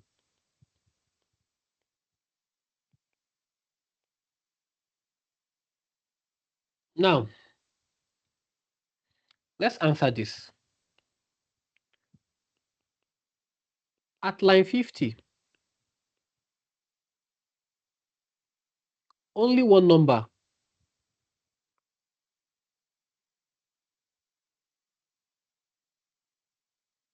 For that y, less than 4. So that less than 4, you are putting numbers that are less than 4. You put the first one, put the second one, and it will be testing them. This one good, this one good, be testing until we have 4. So at line 50, only one number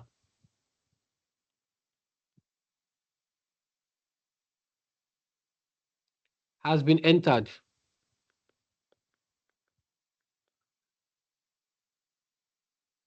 Therefore,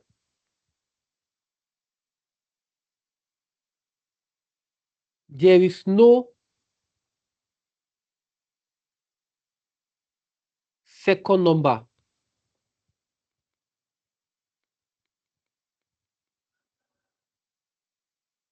available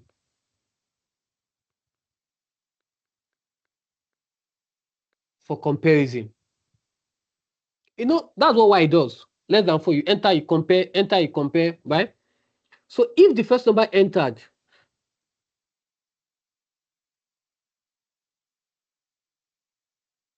so if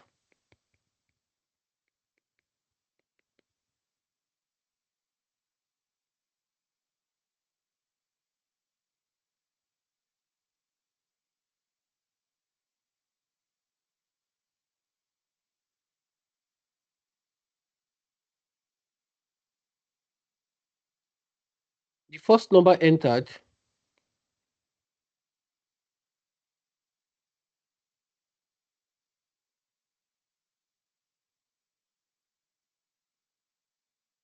is 25, like we did,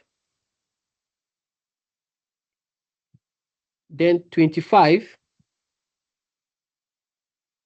is automatically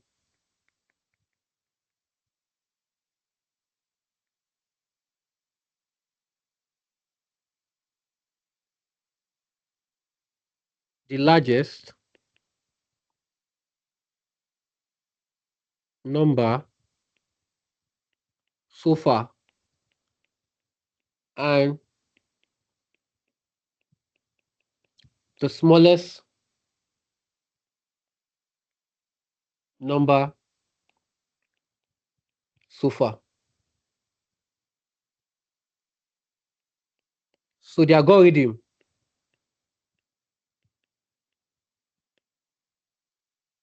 initially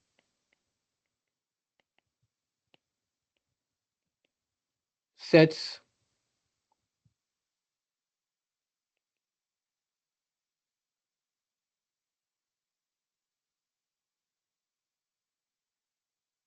largest, let me check, largest what? Underscore number as 25, and what again? Smallest number, smallest underscore. Must write it exactly the way it is. Smallest. Eh, please write it exactly the way it is. I know it's not. Is we'll just try.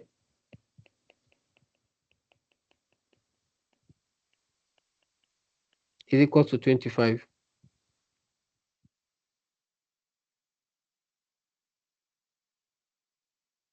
The later number, the later numbers can then be compared against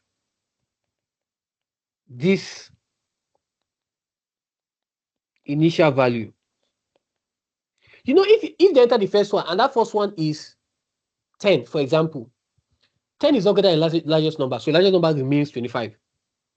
And then that 10 will now go and test. Is 10 less than 25? Yes. So the smallest number is now what? Is now 10. Why the largest number is 25? If you put 50, it checks. It will check for 50. Is 50 greater than 25? Yes. The largest number is now 50. It will check. Is 50 less than 25? No. Is 50 less than 10? The smallest number is still 10. So it's going to check like that. It's going to check like that against this initial value. For example,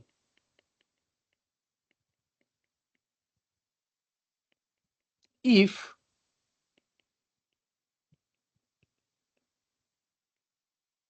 the next number is, okay, let's say 50, for example, it's going to check, right? 50 is greater than what? Is 50 greater than 25? Obviously, yes. So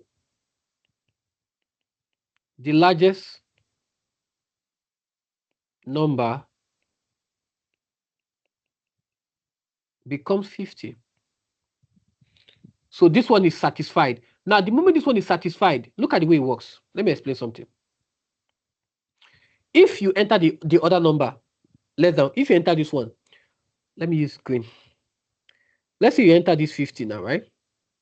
Now, once it's going to check, is 50 greater than 25? Yes, it is. If it's greater, then put another number. But if it's not, it's going to move to the next one. Is if 50 is not greater, for example, it's going to move to the next one. Then, so this one has to be, that's why I said, look at something. I said the while loop checks the condition before the statement inside loops are executed. So once one is executed, you put another number. So after 50 has been executed, right? 50 has been executed, we put another number. Let's say the next number we're going to put is um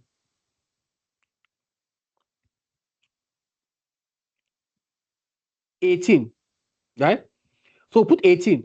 So this one, it will check with this one again. 18. Is 18 greater than the largest number? No. So it moves to the next one. Is 18 less than 25? Yes. So the smallest number now will not be what? 18. You put another number again. And that's how it's going to check for the third one. It will execute. Check for the other one. Once that one satisfies, you put another one again. It checks like that until you end the while. And then you now have what? The largest number is this, the smallest number is this for all of them. Make sense? Okay. So because as I'm explaining it, I'm trying to ensure that you understand the process. So first one first, that's the way it works. The first one, once the first one is satisfied, you put on that number again. It checks like that. It's satisfied. You put if that one is not satisfied, it goes to the next one. Right? So in this case, 50. 50 is greater, so you put on that number. 18. It checks 18. Nope. It moves to the next one. Then, right? So that simply means that after this one, you input number 18 is not greater, then then this is done. Once this one is greater, then we have this. So this is done. So it checks, you move to the next one again. 18. Is 18 greater? Nope. You skip that one then. Else. Is 18 less than? Yes. Then you have this. And then you put on that number again. Let's say you put 28. Is 28 greater than the number there? Greater than, say the largest is than 50, right? That's what we said. So is 28 greater than the 50? No. You move to the next one. Is 28 less than 18? Nope. You put another number again. Let's say you put 35. Is 35 greater than 50? Nope. Is 35 less than 50? Nope. You now put 5. Is 5 greater than 50? Nope. Is 5 less than? Yes. So the smallest number now becomes what? 5. You put the last number, 78. Is 78 greater? Yes. So the largest number is now what? 78. And then you end it to go out from this loop. And then you now present that the largest is 78 and the smallest is what? 5. Do you understand the way it works now? Okay.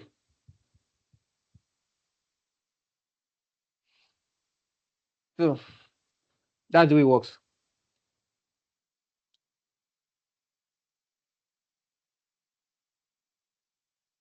Becomes what? So if the next number, let's talk, if the next number, let me use it, fine. Let me use it. So if the next number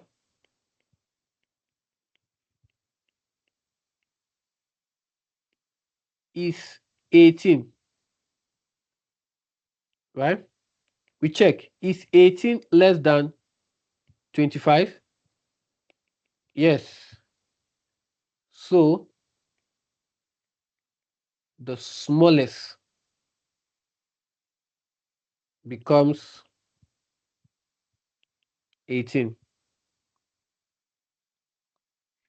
So it's important for you to understand that the first number is only entered at that stage. and it must be initiated for both largest and smallest. Right? So algorithm cannot begin by assuming that the largest number is 0 and the smallest number is 0, because the user could enter negative numbers. Using the first actual input gives the algorithm a valid starting point. So do you understand that? Let me write it down for you. The algorithm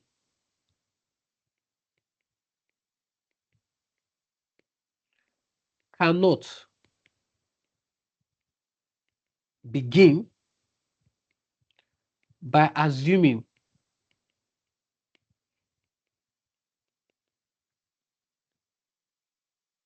that the largest number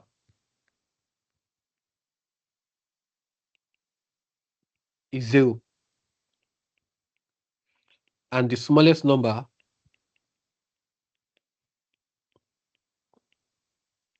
is 0, because the user could enter negative numbers. So using the first actual input gives the algorithm a valid starting point. Okay. All right. So let's move on.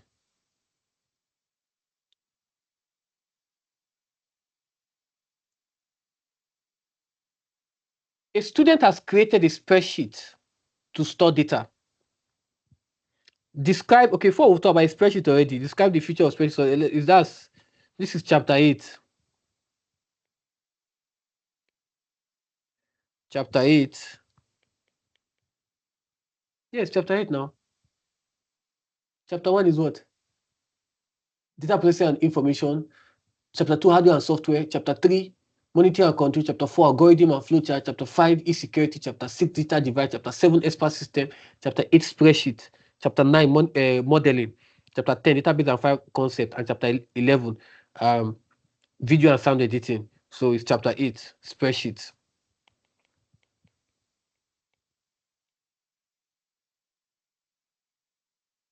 And under this, we're looking at what? Creating what? A spreadsheet. Right? Now, they say describe two features of spreadsheet software that can be used to make the process of entering data into the spreadsheet easier. Describe two features of spreadsheet software that can be used to make the process of entering data into the spreadsheet easier. Now, let's start with this first. What's a spreadsheet? You know, I said, what are people to make entry of data in spreadsheet easier for students? Now, what's a spreadsheet? Let's start with that. What's a spreadsheet software? Let's start with that first. A spreadsheet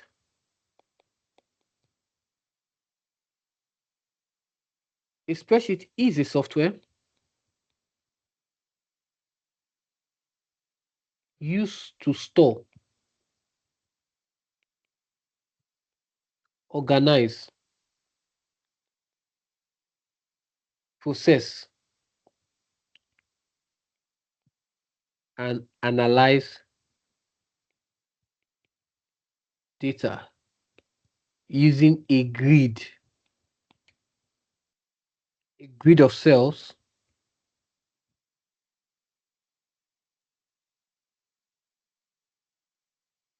arrange in rows and columns. So the software used to store, organize, the software used to store, organize, process, and analyze. So it stores, it organizes, it analyzes the data using grid of cells arranged in rows, which are numbers, and columns. And these cells contain data. So take note, let me add this, and these cells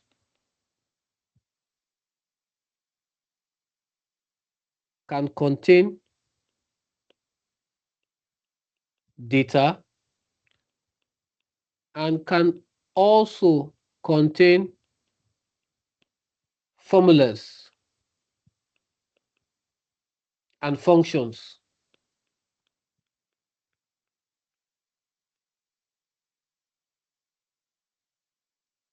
That can process data. So I wanted you to know that first. So when they are talking about entering data, we are talking about ways of getting information into those cells efficiently and reducing unnecessary what? Manual typing. They said to make the process of entering data into easier. So we're trying to avoid unnecessary what? Manual typing.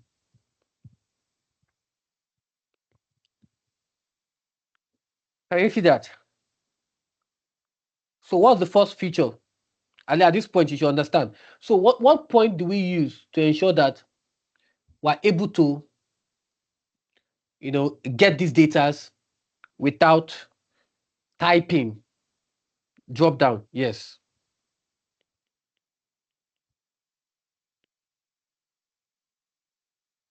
The drop down list,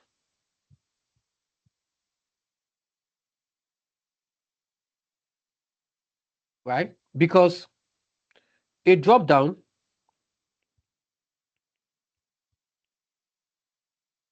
list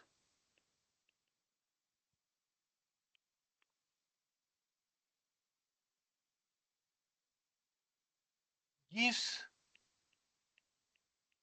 the user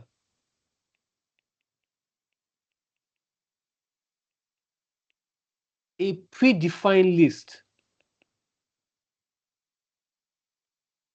of possible what? Choices. So if a student needs to enter a subject, right, the student can select the appropriate values instead of typing it, right? So it reduces the amount of typing required and make it easy to what? To select a permitted what? Value.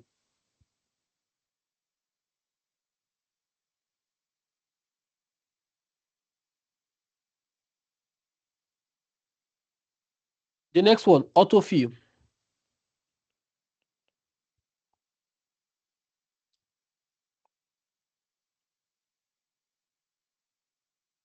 So autofill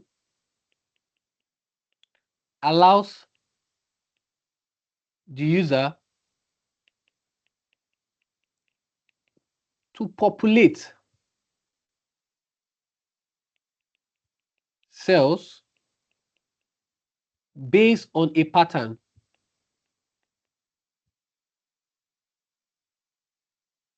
or repeated data.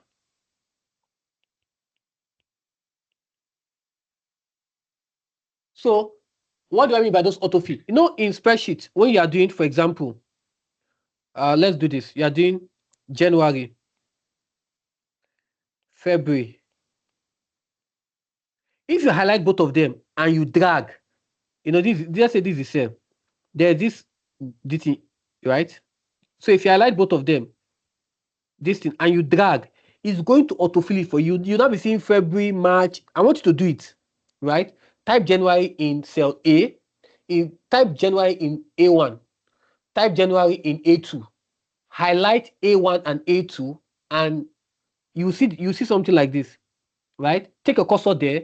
It's going to change to a I think a black cross or something. Drag. This one is for highlighting, right? Then this black cross is for, I think, autofill. Yes. So drag. As I drag it, notice that you see March, April, like that. May. Right? So the user can use autofill, right? So that's what I explained. The user can use autofill to continue that sequence. So it can also be used to replicate repeated information or formula.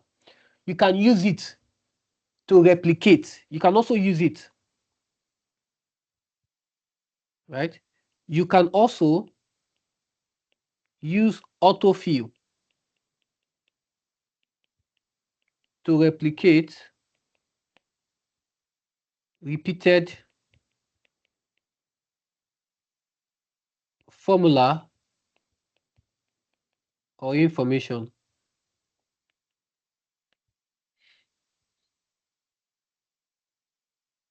So you can use other things. There are other things you can also use. So it will not be as if I did not give you others. I'm always do others. You have things like user form, which especially can do a mini form, right?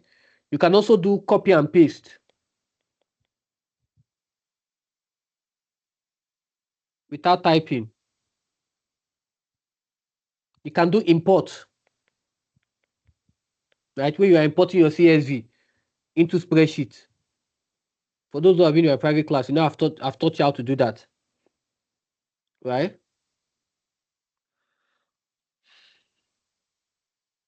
So it's important for you to know that spreadsheet, in conclusion, in conclusion,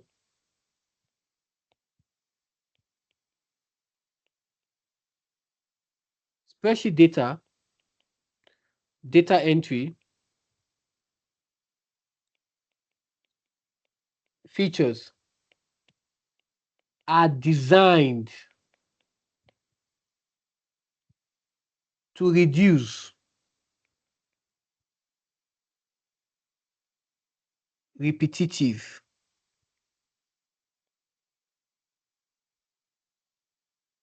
manual entry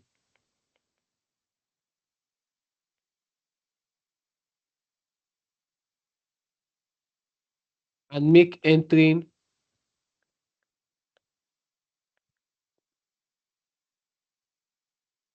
information faster and easier.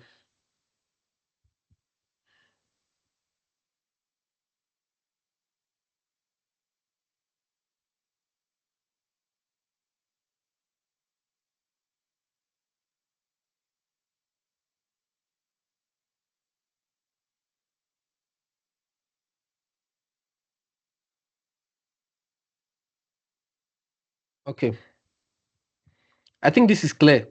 This is a more practical approach. All right. The student needs to analyze the information she has entered. Describe 4 features of spreadsheet software that can be used to analyze the information. Remember, I said something. It's used to store, organize, process, and analyze. You store, you organize it, you process, and analyze the data using a grid of cell arranged in rows and columns.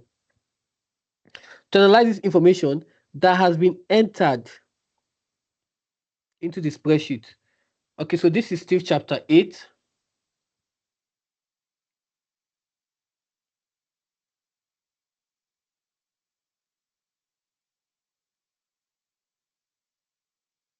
Spreadsheet. And under this, we have what? Use a spreadsheet.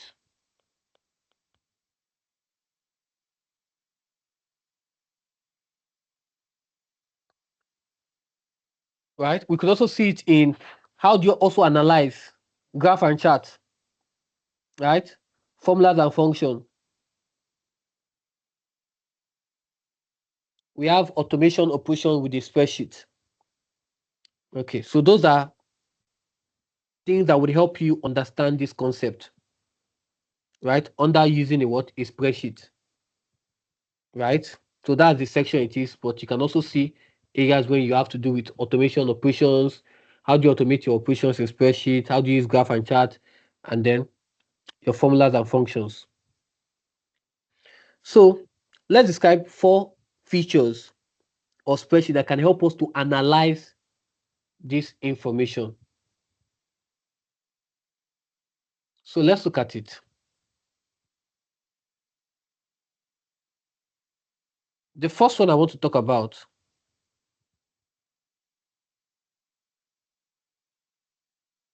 is sorting,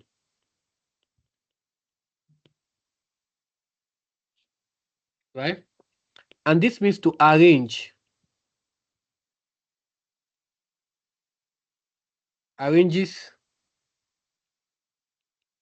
data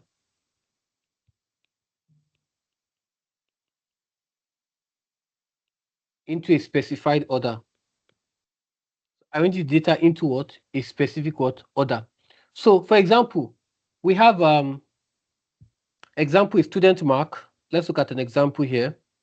So we have, for example, we have the student mark could be sorted like 25, 40, 52, 67, 81, 97. And if you notice what this is going from what? The lowest to what? The highest. Or they could be sorted from the highest. This is 94. They could be sorted from the highest to the lowest. Right? And now the question is, how is this analysis? How is this analysis? How can we use this to analyze? We can use this to analyze because it allows patterns and rankings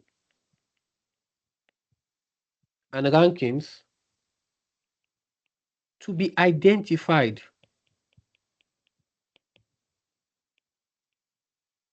more easily.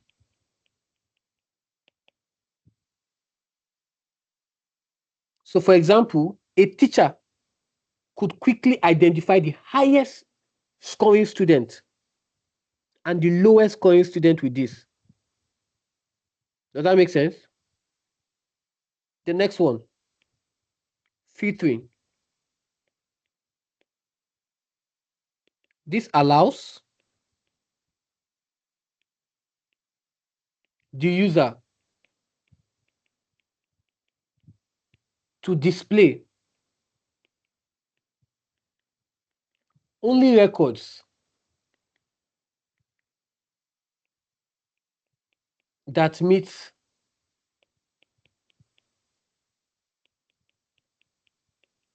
specified criteria.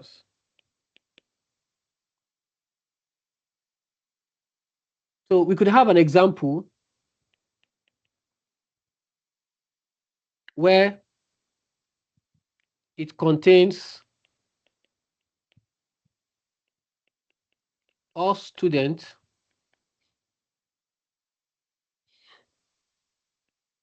in a school,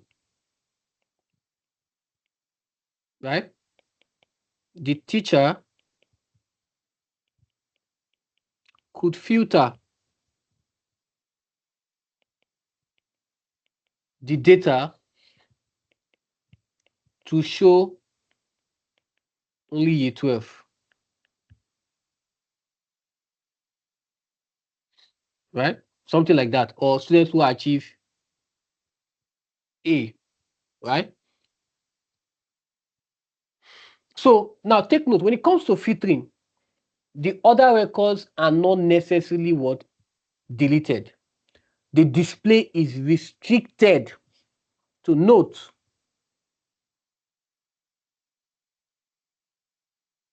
for filtering, the other records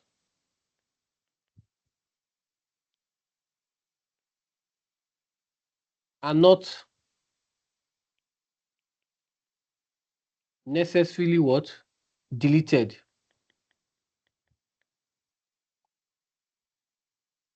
The display is restricted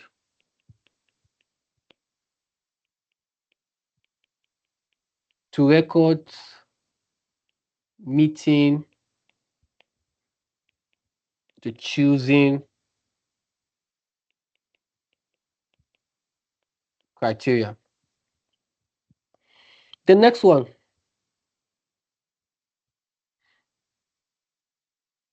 conditional formatting.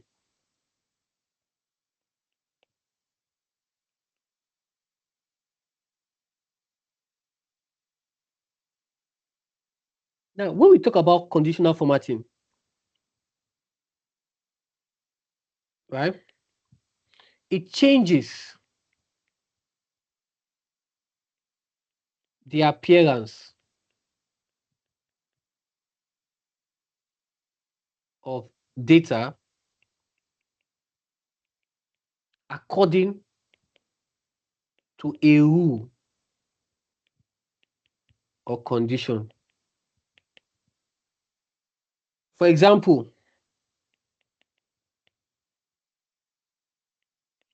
highlight marks, highlight marks with green, something, right? With green that are greater than 80. This is a practical something. So it's not like I'm just coming up with them. So the spreadsheet can automatically highlight cells that satisfy that condition. This makes pattern easier to see, or highlight what? Um, the cell, or highlight red for student less than maybe 40, right? So this makes patterns easy to see because important values can be visually identified without manually checking every cell. You just go to the ones that are red. Why are they red? And you check. Okay. So they are being highlighted according to conditions. The next one, condition, graphs and chart,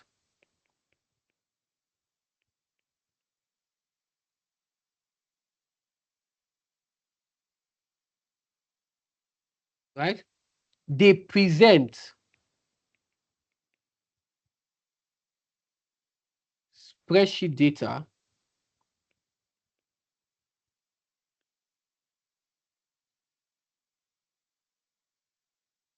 visually, right? So, for example, a bar chart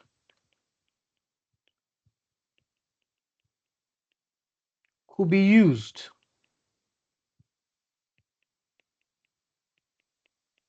to compare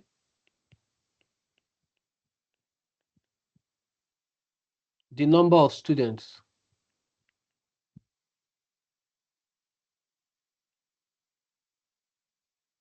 achieving what? Different grades. So a visual representation can make comparison and patterns easier, right, to identify than examining a large table of number. So you can now see the different grades: A star, B, C, and to know which one needs more attention, right? So different kinds, whether it's pie charts or other ones, right? So take note of that. So you can also use formulas to check. Formulas are also features that you can use to analyze. Pivot tables are also ways you can use to analyze.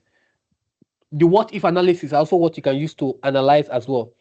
So it's important that you don't confuse data entry with data analysis. The one we did was data entry. 3A is data entry. This one is data analysis because we're analyzing. This one we're just entering, ways to enter. So let me explain so you don't get it confused. Data entry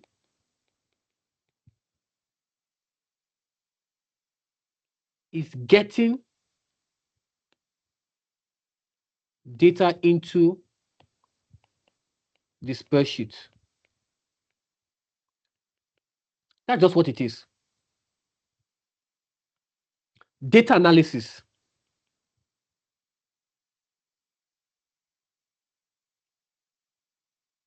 is what? Using the spreadsheet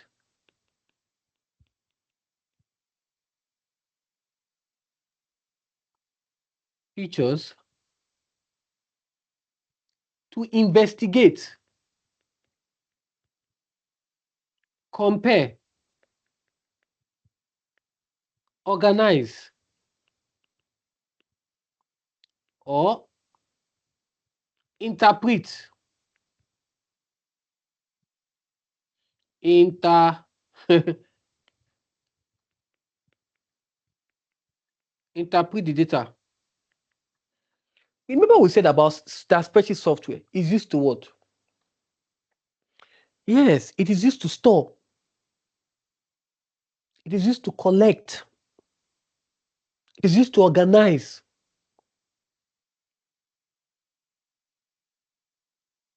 Right? It's used to store, used to organize, process, and analyze. Look at it, analyze the data, right? Using a grid. So data entry is when the data that is you are getting data into spreadsheet. Data analysis is you are using that data to what? To compare,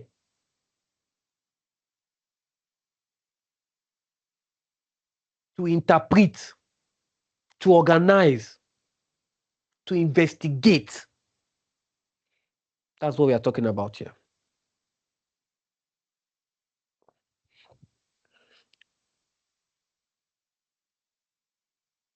Okay.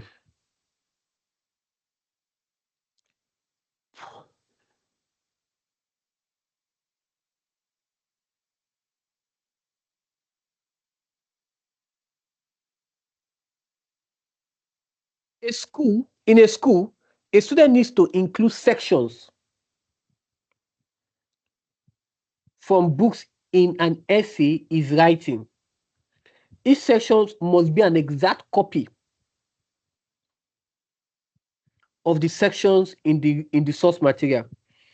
Compare the use of visual checking and double data entry to verify the sections used. Remember, the student needs to include sections from books in an essay is writing. You must include similarities and differences in your answer. So visual verification or visual check and double data entry is in chapter 1.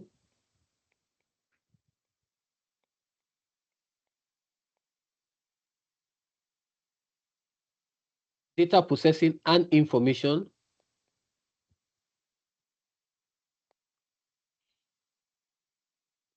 And under this, you see it on checking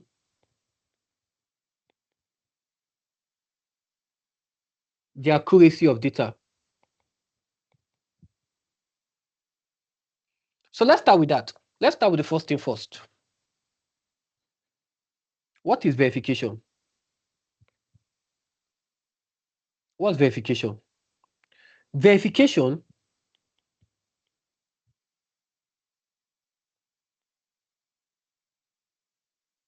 checks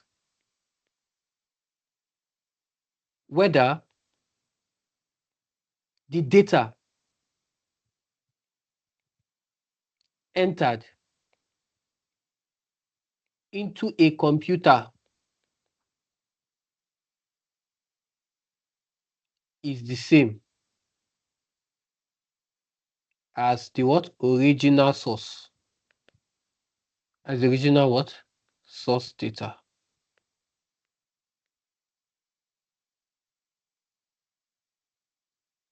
It is important for us to distinguish this from validation, because verification is simply saying,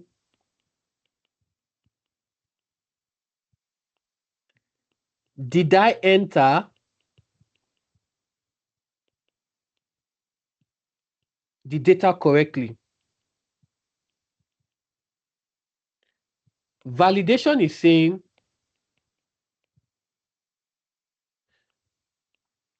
validation, where is it? Validation.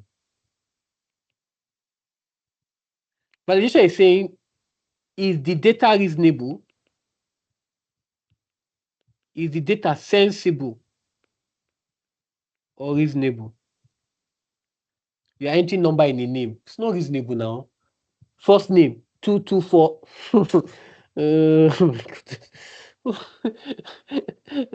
Is it reasonable to you? Is there a name that is 224? Please call me 224. Eh? Somebody name a parent's name a child 224. That's serious. So validation checks. Validation would check whether a data is reasonable or sensible. Verification is concerned with whether the data entered matches the original source document. Now let's do this. Let's talk about the similarities first.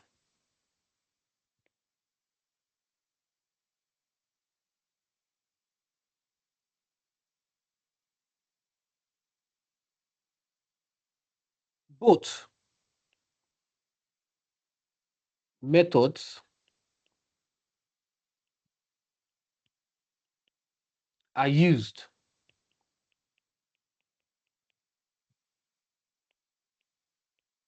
to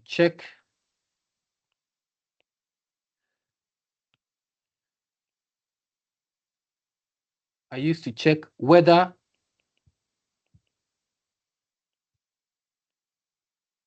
the information entered matches the original source.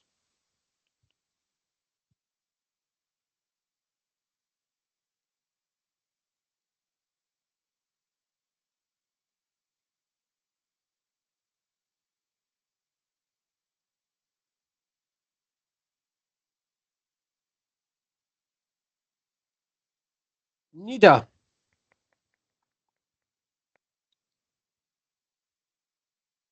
method checks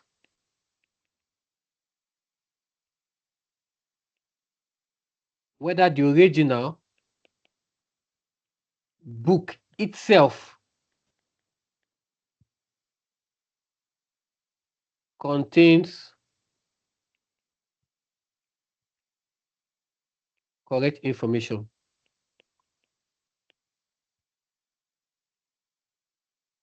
Because if the original source contains error, both methods can faithfully reproduce that error. I use that word faithfully, right? So now let's talk about each of them advantages and disadvantages. Now let's look at this. Let me zoom in because obviously we might need to.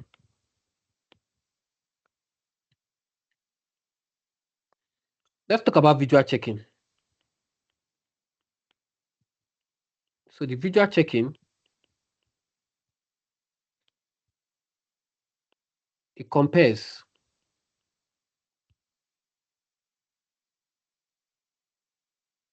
the data entered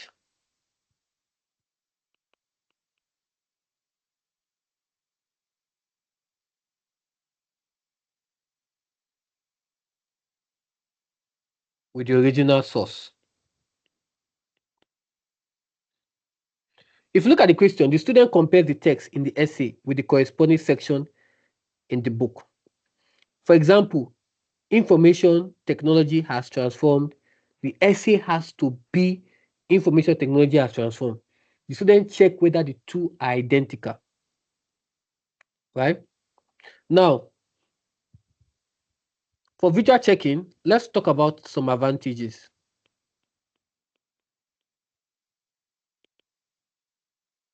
The data only has to be entered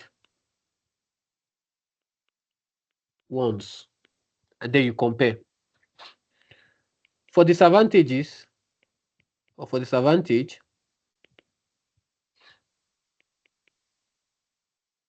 the person checking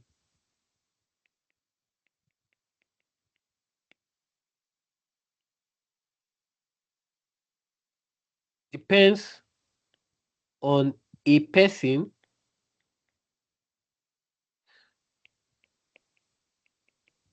noticing what? The errors. Because a person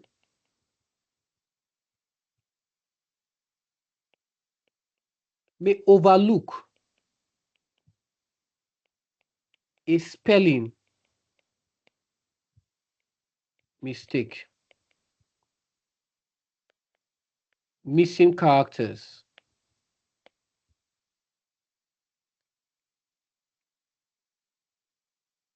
or incorrectly entered word.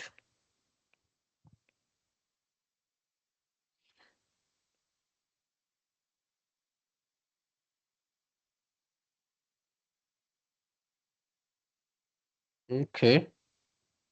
Okay, so I'm left with this.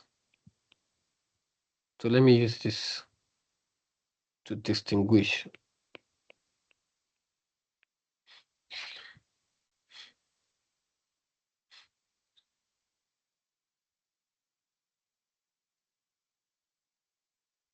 So that you know the difference. I use green. For double data entry,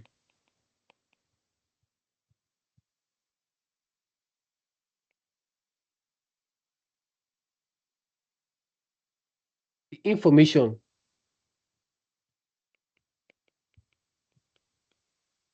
is entered twice.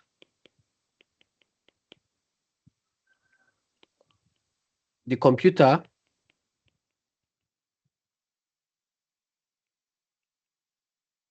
compares the two versions. If there is a difference, tell me what's going to happen. Yes, tell me in the comment section the difference what's going to happen. The user, exactly, the user is alerted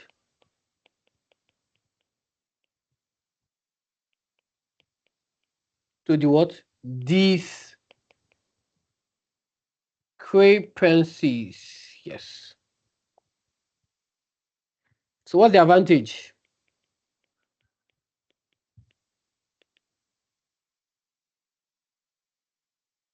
It is less dependent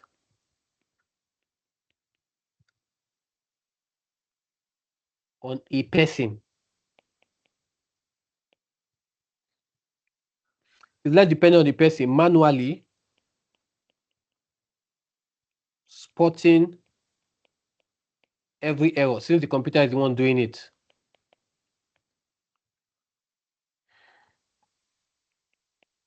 Disadvantage, it is slower because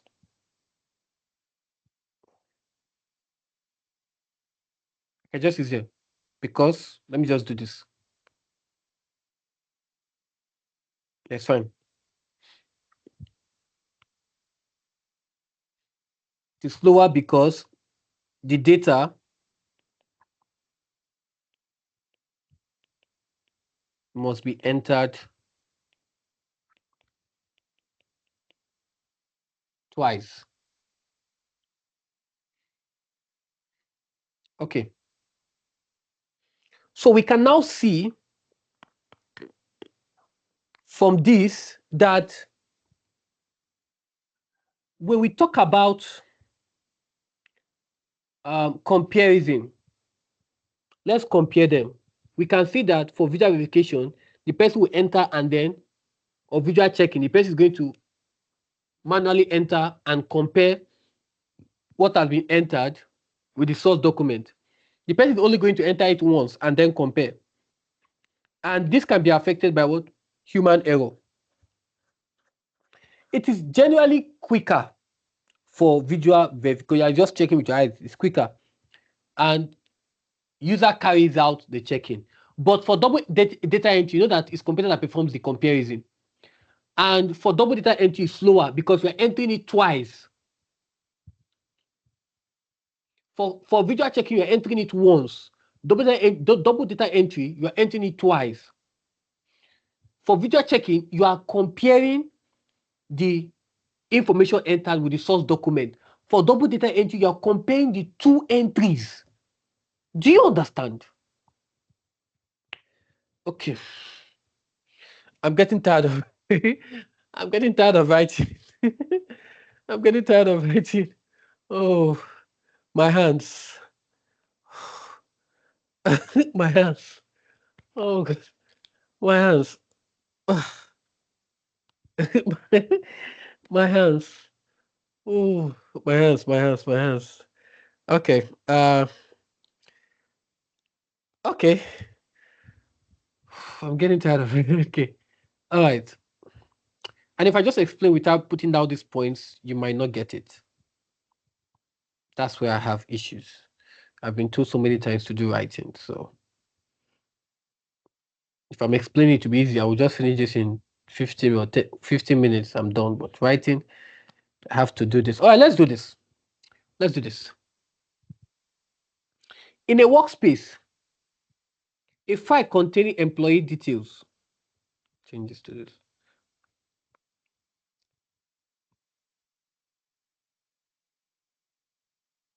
Oh, sorry. Including employee ID number is going to be transferred by file transfer protocol to a manager's computer. The integrity of the file has to be checked after it has been downloaded. Identify and describe one method of verification other than visual checking and double data entry that can be used to check the integrity of the file downloaded to the manager's computer. Now, this is data processing, chapter 1.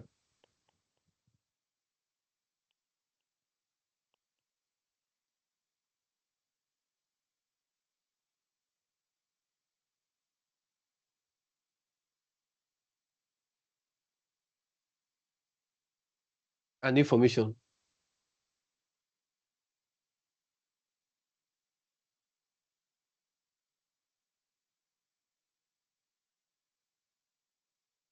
So, under data and information, you see it on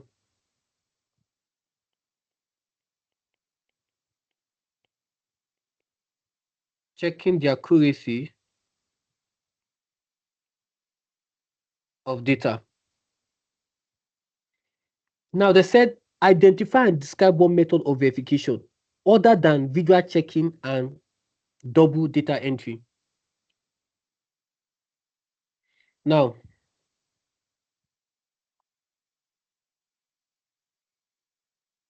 so other than this, we can use things like um checksum.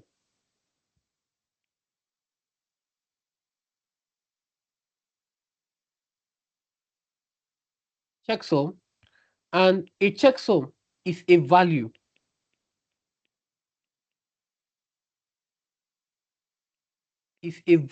calculated. So is a value calculated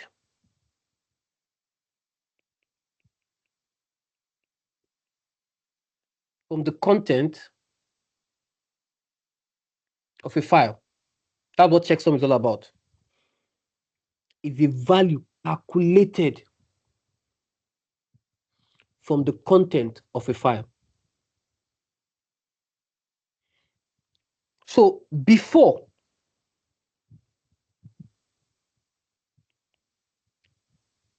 the file is transmitted, a checksum is calculated.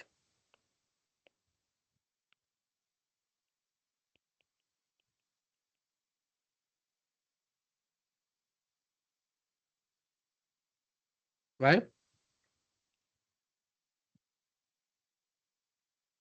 The file is then that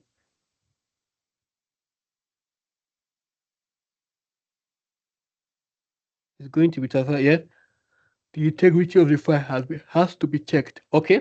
The file is then sent. So we're now using this checksum to do everything. It's calculated for content of the file. Yes. First, the checksum is calculated. The file is then sent to the manager's computer,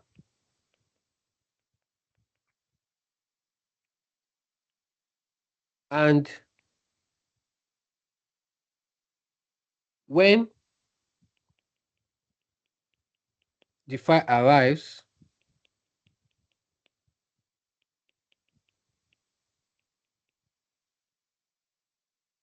the receiving computer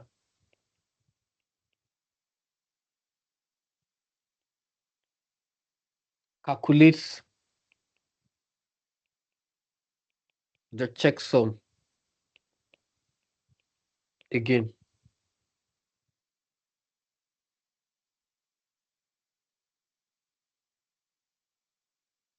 The two values are compared. Remember, including employees' numbers, they want to ensure that the numbers of so checksum just is what is that value that is calculated from the content of the file. The content of the file. So it's going to calculate if there are 16 values, it will calculate it. And then once this file is being transmitted, right? The file is before the file is transmitted, a checksum is calculated to know okay, there are 16. Then the file is being sent to the manager's computer. Then when the file arrives, the receiving computer is now going to still calculate it to ensure that the 16 value that was there is the 16 value that has been received, and is going to compare it to check. So if they match,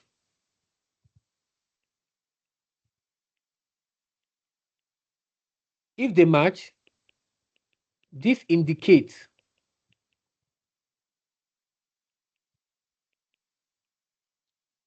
that the received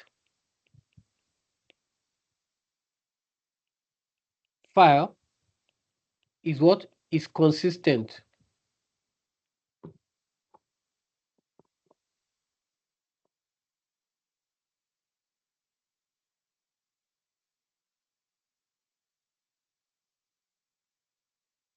With the original checksum,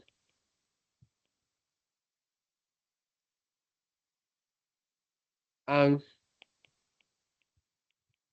therefore provide evidence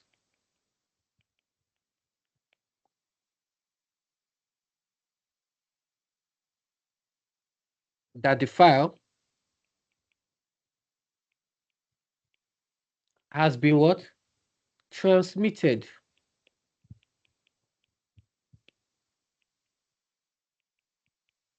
correctly. If they do not match, an error is indicated because the content of the received file have produced a different checksum.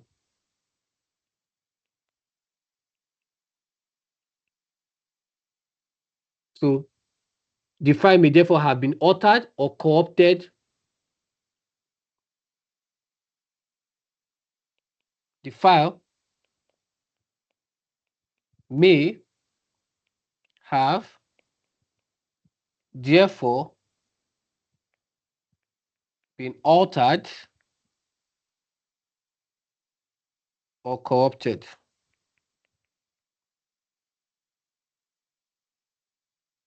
during transmission.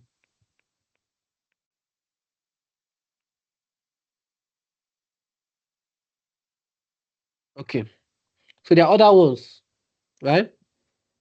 As well. Parity, I think, hash total and control total, right? We'll go into those things in detail um, in our private classes because I literally can't write everything. I'm trying to, right? So we'll go into that in our private classes. Then let's, and I'll show you how to use parity check and hash total or control total for this as well. Um,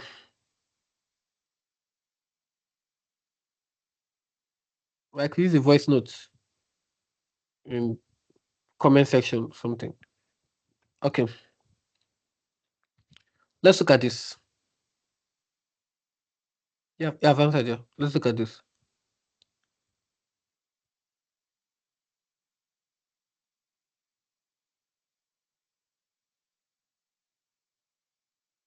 A school has paper-based record of all students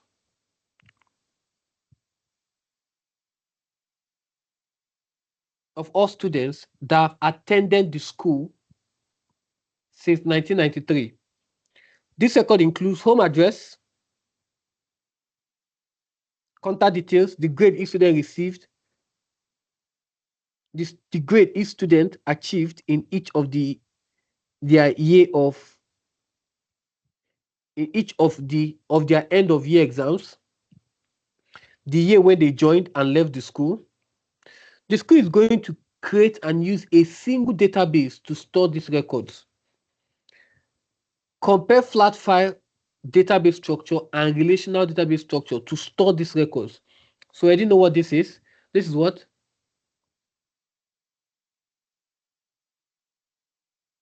Chapter 10. Database and file concept.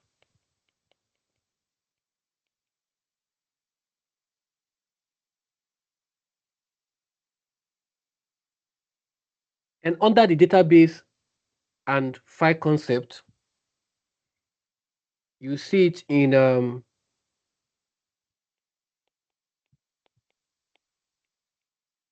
database basics, and then database types.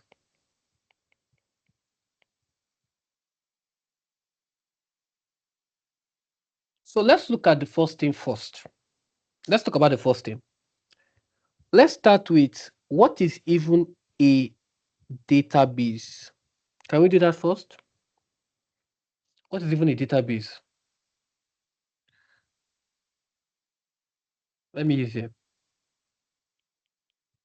A database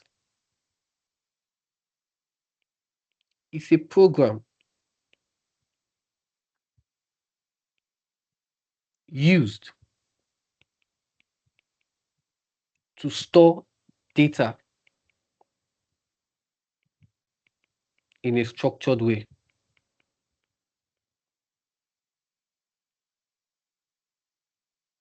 including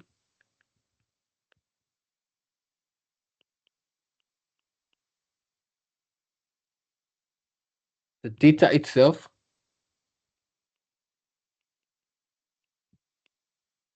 and links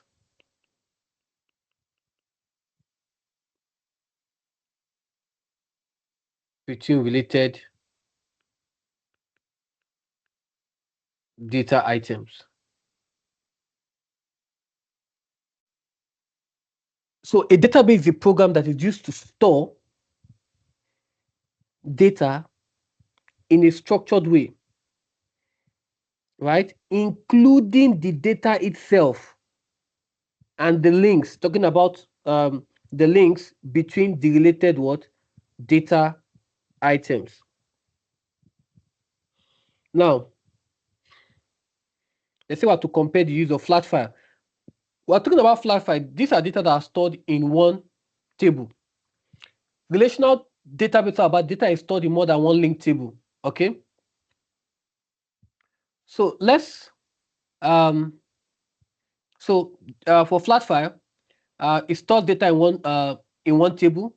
Relational database, which is a relationship database, stores data in more than one related table. So that's what I'm saying. Now let's look at this. So in a flat file, right, the school the school table might contain, obviously, let me just put something like this to show what I'm talking about. Something like this. So it might contain things like student ID, name, address, exam, grade, join year, leave, right? The problem is that a student may have many examination records. So having a problem with this flat file, the student may have many examination records. Therefore, their name and address and other details could be repeated many times because you have, look at it, they said the grade each student achieved in each year. So in year this, the name will appear. In year 20, in 1993, the name will appear. 1994, the name will appear because it has so many examination records, right? And for relational, right, the student ID could be used. We can now use student ID to connect, right? So here, remember that I want to do this. Good, let me use this. Let me use this. So let me start with the flash file because I want to make this visual. So here we are having, this is the flat file.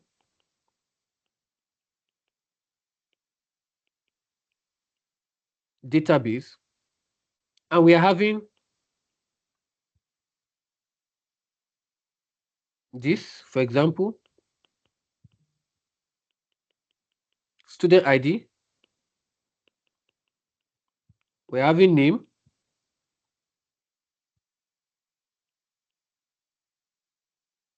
We're having address.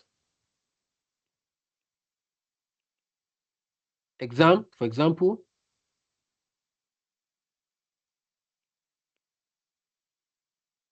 Grade.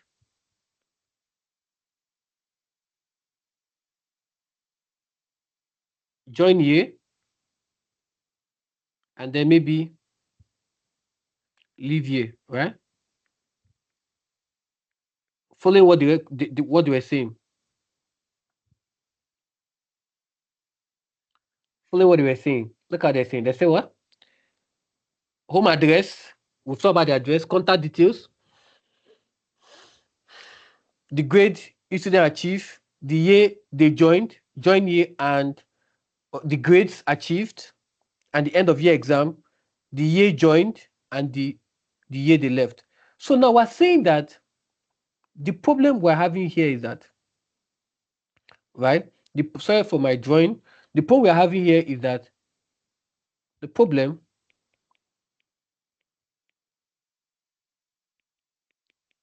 is that a student may have many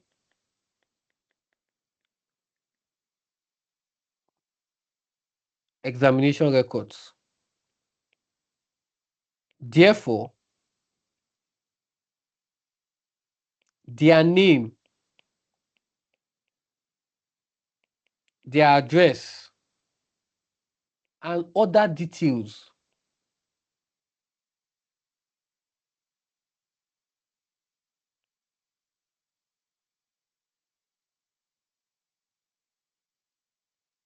would have to be repeated many times. But for a relational database, we can split this into two, where we have student table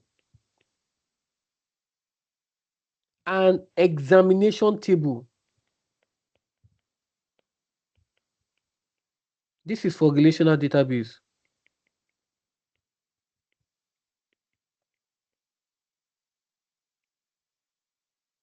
So that for the student table, we're only having something like the student ID, name,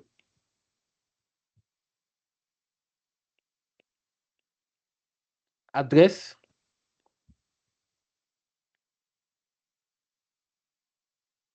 join year,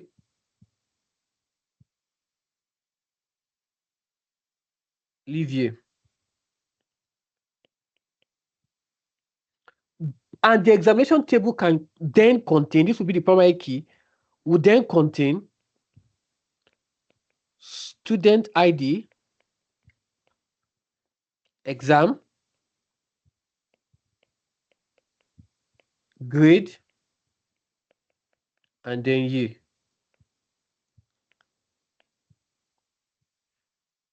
So this simply means that the student addresses does not have to be repeated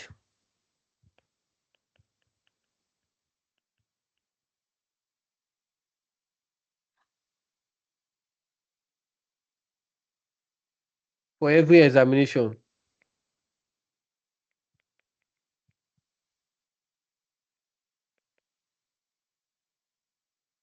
Do you get it now? So now let's go back.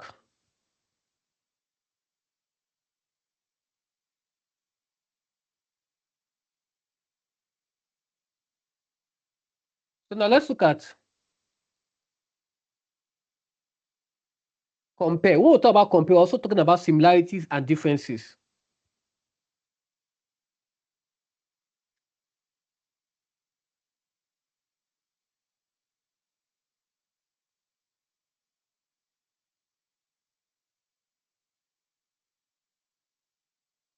So that's one of them I've given you for the relation, the flat file and relational. Then the next one is, now let's put them together, data duplication.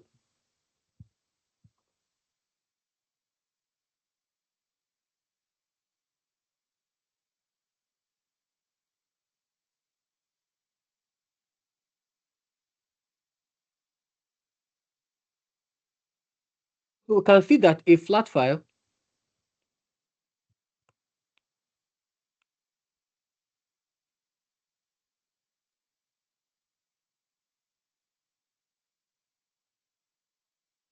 structure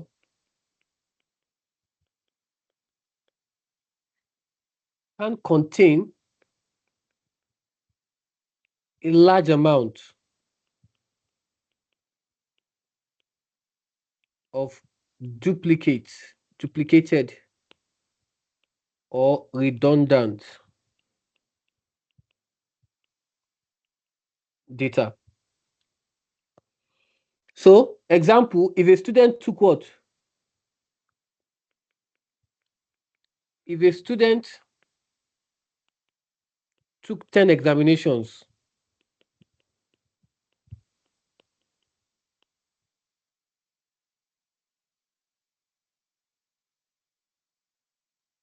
It's not going to be enough. Okay, I would split the rest. Took 10 examination, their addresses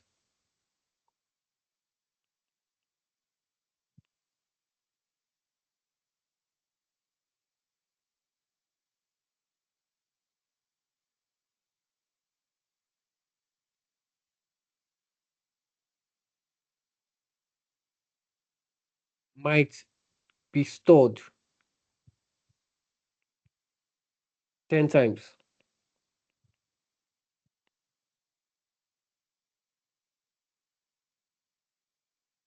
For a relational database can store the address once in the what? Student table and link the examination record to that student.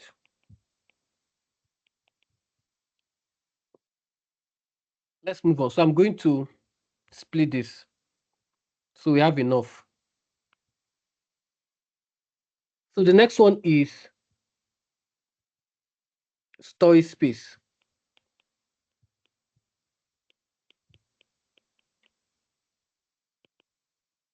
So we know that because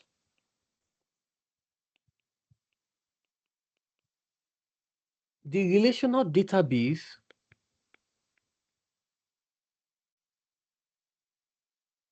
avoids unnecessary repetition,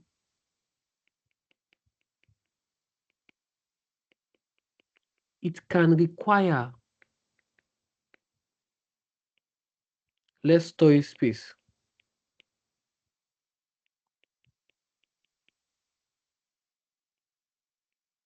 for the same information.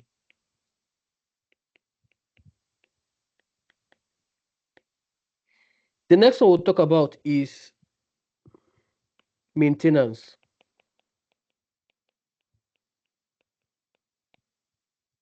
right? Suppose a student addresses changes.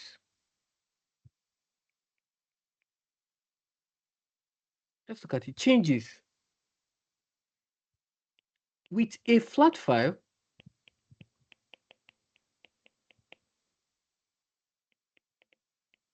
The school, they say we should compare. Look, I remember what they said. Compare the use of flat file structure, flat file database structure and relational database to store these records. Didn't that because space? I don't want to write only one and leave. Suppose the school address changes with a flat file. The school may have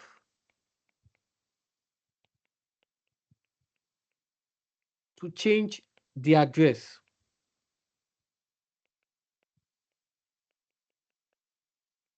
in several records.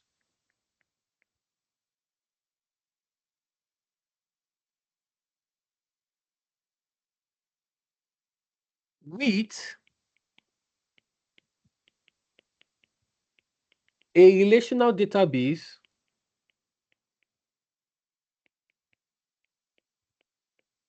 the address can be changed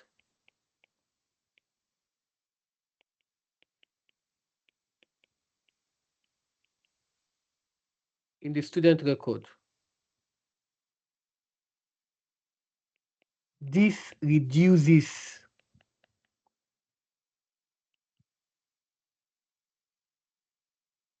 the amount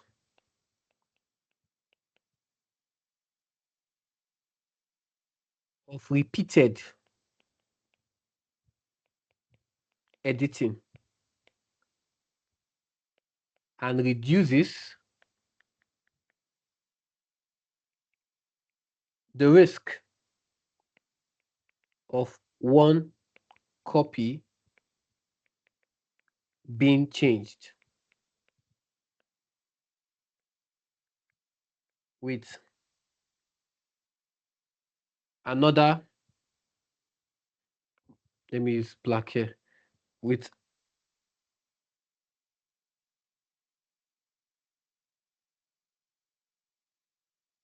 being changed, sorry, being changed, why another, so it's only why the sentence was not very in my, okay, let me use black, why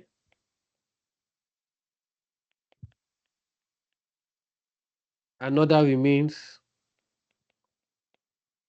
incorrect. So what we are simply saying is that for the maintenance, if a student has a change of address, no problem. For relational, all you have to do is just to change one, right? So once you change the student record, every other thing takes effect. You don't have to start going to so many places. And this reduces what? The amount of repeated editing and reduces the risk of one copy being changed while another one remains incorrect. Because in flat file, you have to be changing each of them, going to each record and be changing. You might make mistake. Yes, you might make mistake.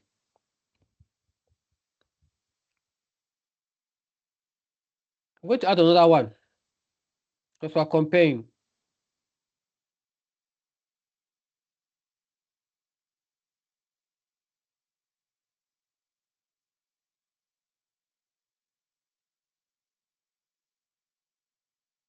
Querying. Now, flat file don't have it. So a relational database can support,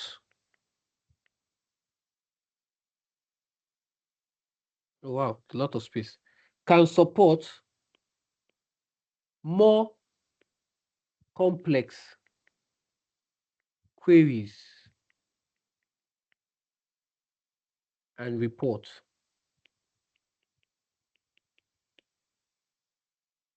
For example, finding all records who achieve maybe a grade A in a particular examination subject between the year.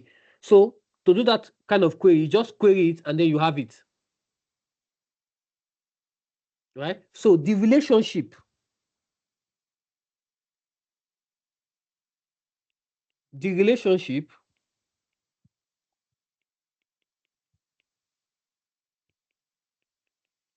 between tables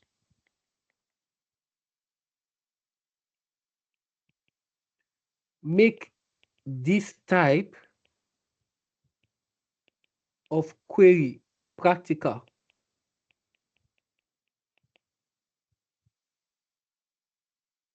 Then the next one is complexity.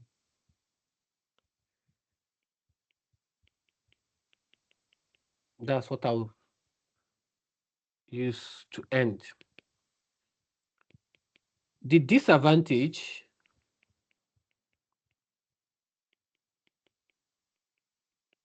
is that a relational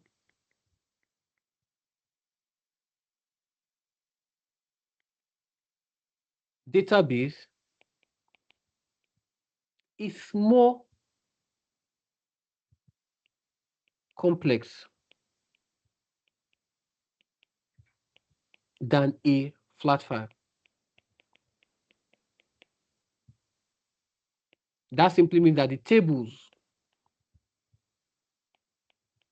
have to be designed properly. Relationships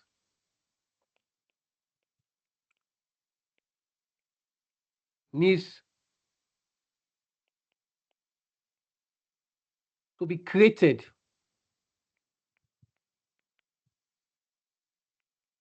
and key field must be used correctly.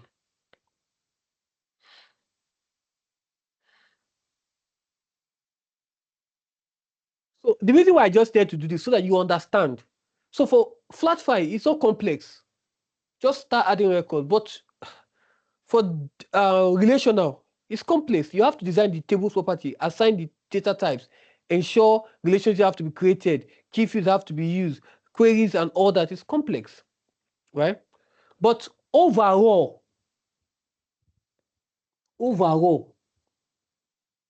right? Overall, I'll use black. Overall, a relational database is more appropriate.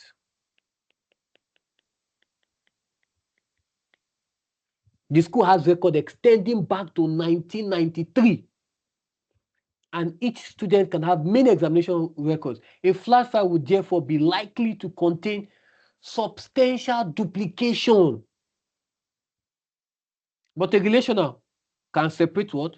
Student information from the examination information, which would use what?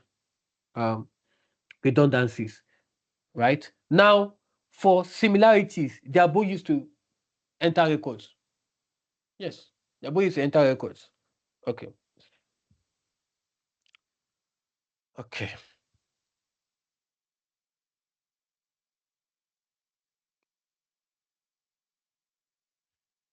A lot, and you're like, okay, do you have a private tuition? Don't you have? Do you have? And yes, Ajiro Tech do have a private tuition. So by my right, you can see that we have for the EdExcel and Cambridge IGCSE, and yes, we do have for all subjects. Okay, all subjects. Okay, the popular ones that's always been in demand is mathematics, English language as a second language. Okay, we have physics, we have biology, we have chemistry, and we have um, you know the flagship, which is ICT, just here and there. We also have business studies. So if you're interested for a private tuition, um, I think all you have to do is send an email to the sales team at ajirotech@gmail.com, and they would reply to you, talk about your time zone, talk about, and the fee is really quite affordable. Really, it's really quite affordable. It's when you look at it across um, other tutoring service, I think this is the one that's quite affordable, and you get the very best of service. We also have for the E levels as well, um, and also for the EdExcel. So we have for the Cambridge E levels and EdExcel E levels. Okay, and we have also across the subject mathematics, which is usually the hot cake when it comes to E level, mathematics and chemistry, and then biology. These are usually one of the ones we have in demand always, all the time. Even physics, for E level. So all you have to do, if you're watching this right now and you are interested for a private tuition, then you can do yourself a solid, okay, and send an email to the sales team at agile@gmail.com, and they'll reply to you. The database would include validation rules. Describe, identify and describe one validation rule that could be applied to the database and state why it is important. So this is what chapter 10.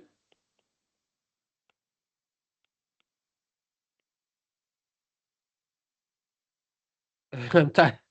I am tired already. This is chapter 10.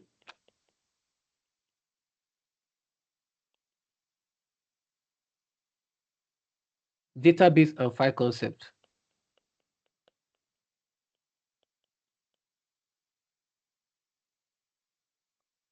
And you see it under creating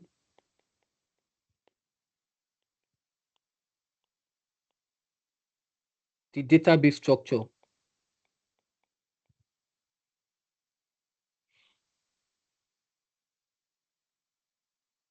Under validation rules, you also see it in chapter 1, if you're wondering, right? When we talk about checking the accuracy of data, we also talked about validation rules, right? Under the database, data processing and information. When we talk about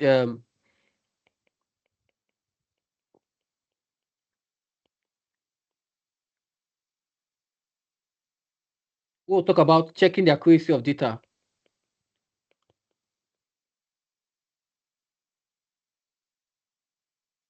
Okay. So let's start. What's validation? We talked about it right here in this video. That validation is to check whether data enter is what is reasonable or sensible according to what predefined rules. So that's the thing we're not adding, right? So it's checking validation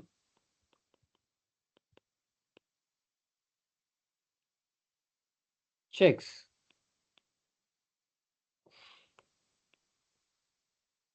checks whether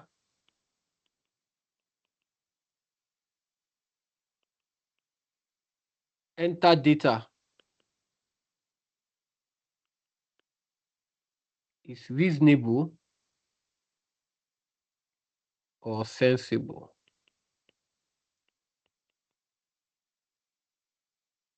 according to predetermined rules. So for validation, it does not necessarily prove that the data is correct. It only ensures. So even if you put a wrong name in first name, it doesn't check. It just ensures that the data entered is sensible and reasonable.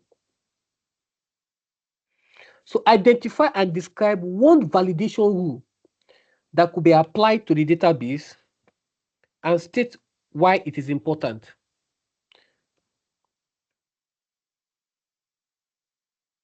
So we talked about it. Now let's go back to that because we're using that records from 1993. You will see that if they put a mark of 150, right? A validation could reject a mark of 150. We know that, right? Because it is outside permitted range, which is 0 to 100. But it cannot know whether a mark of 75 belongs to the correct student. As long as it's within that predetermined rules, which is 0 to 100, it does not know. That's where validation comes in. That's where validation comes in. So let's start with them one by one. Okay, I would write small and talk. Right? Okay. So the first one is what? The first one is what? Presence check. Right? So for presence check, it requires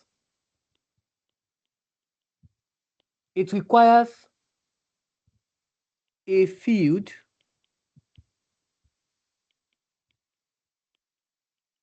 to contain data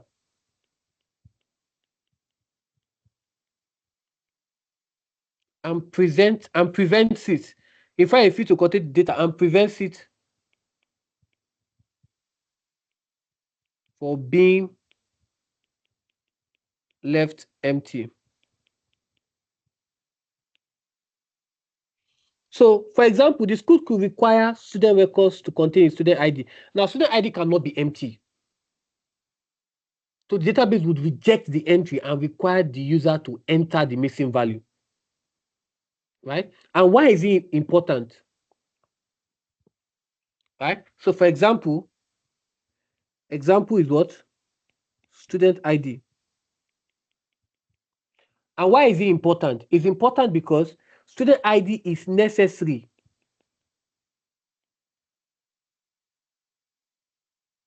to identify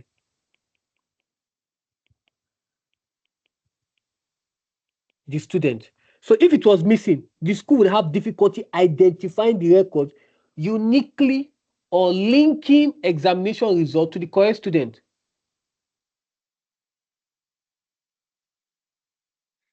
So present check are useful for key fields. Take note. The next one is rain check.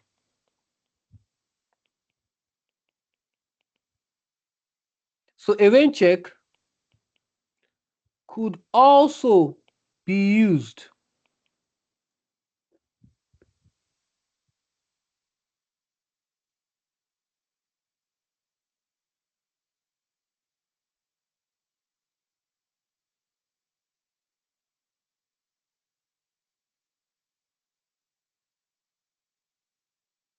could also be used where the field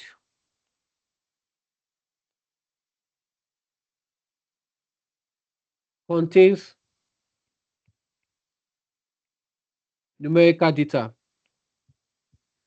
So for example, I talked about it, right? Examination score, right? Which is what? 0 to what? 0 and what? 100. So database is going to reject what? -5, 120, 170. Anything that falls outside this will be rejected. So that's it.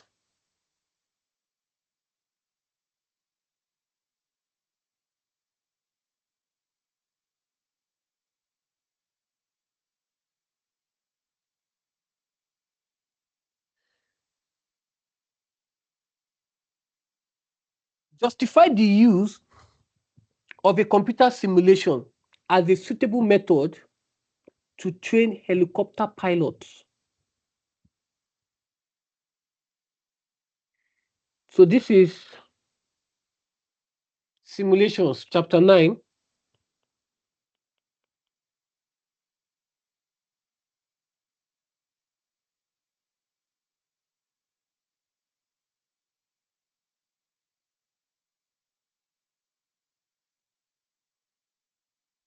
Modeling. So under this, you have what? Simulations. And under simulation, you have what we call pilot training. So that's what we are going to look at right now.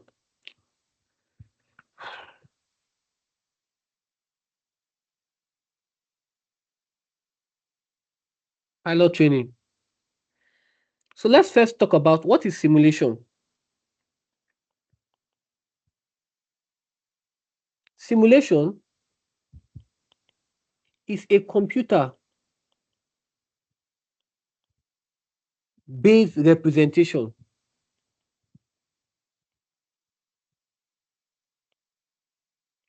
of a real world situation or system.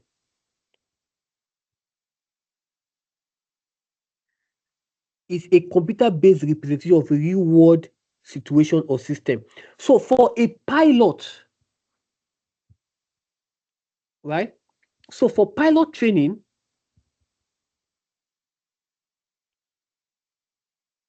I want to find where to put it. Let me use a different color. So for pilot training,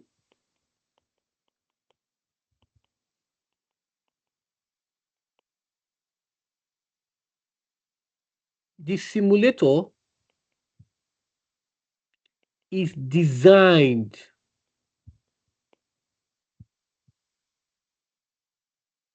to respond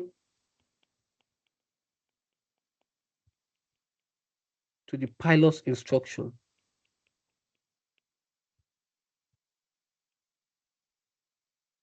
in a way that represents an actual aircraft, right? So for simulation, it gives you that realistic control, display sound, and movement system to reproduce the experience of flying, Right? It's just a computer-based representation of a real world situation or system. So I said justify the use of a computer simulation as a suitable method to train safety. Oh, safety. If I don't know any other one, I know that one. Safety.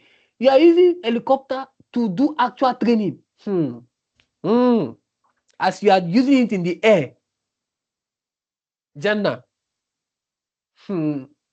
Jannah. Jannah straight. I mean, you are going to be with Allah very, very soon. So close. Because if you make a mistake, there's no undo button. If the helicopter crashes, I mean, you either fly your way out, you use your, parachute, but I mean, that's if you have the training for it. But I mean, Jannah, mashallah, Jannah, right? So safety, that is the one suitable method. That's the reason why we're using simulation to train. I can justify that one. I can justify that one. Safety. So I can justify that one. That's one benefit. Safety.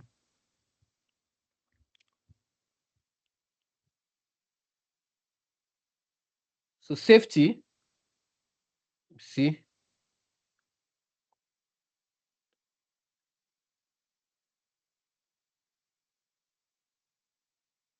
let me see. I can zoom in because I'm gonna have to do some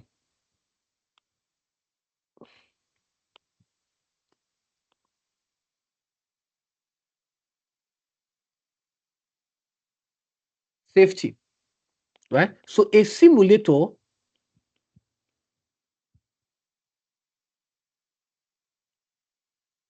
allows a trainee pilot to practice without actually flying a real helicopter.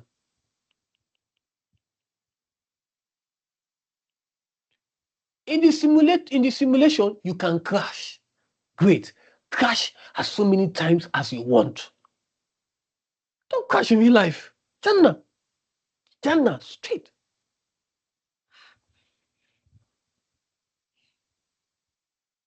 Right? So you can actually, without flying, a real helicopter. This is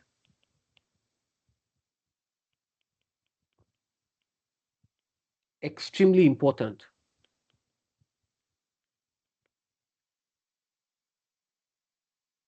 because a trainee may make mistake, right? Yes, the trainee can make mistake. And if the mistake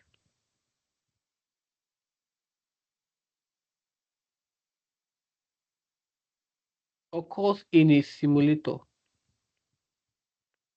right? The trainee does not crash a real helicopter. And helicopters are expensive.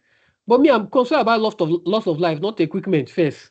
Helicopter is actually expensive. If you crash it, it's expensive, right? And therefore does not put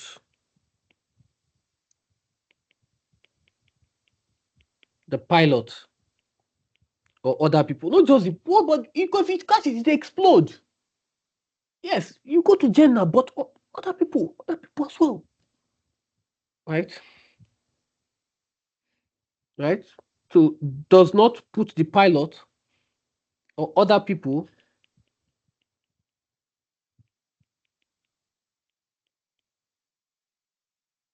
at the same physical risk.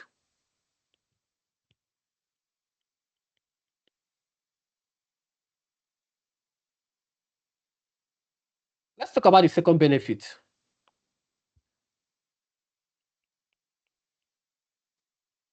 Dangerous situations can be practiced because it's a simulation. You can practice, right? So a simulator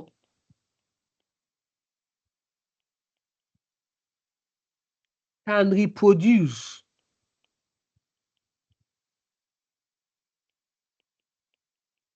relatively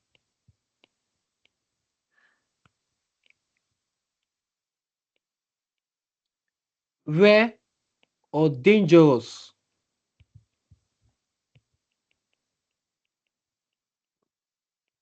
situations, right? So a good example of what I'm talking about is that example. Let me just put this example so you know what I'm talking about. The trainee and explain could practice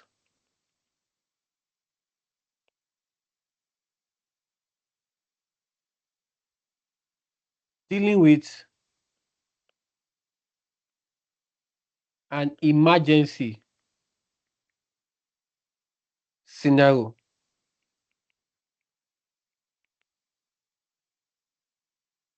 right?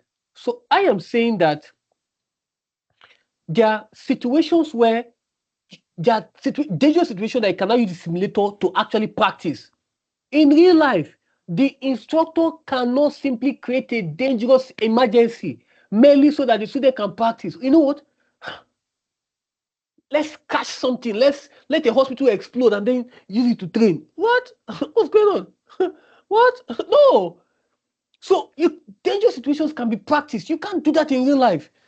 You can't explode the hospital for a student for a trainee to now know how to do emergency evacuation. No, you can't just throw bomb. Okay, let me just throw bomb and see, and then no. What shall I know? Right. So, but with a simulator, you can actually carry out such things to see how the trainee is going to do that. Right. So it allows situations to be experienced. Right. To be experienced in a controlled environment.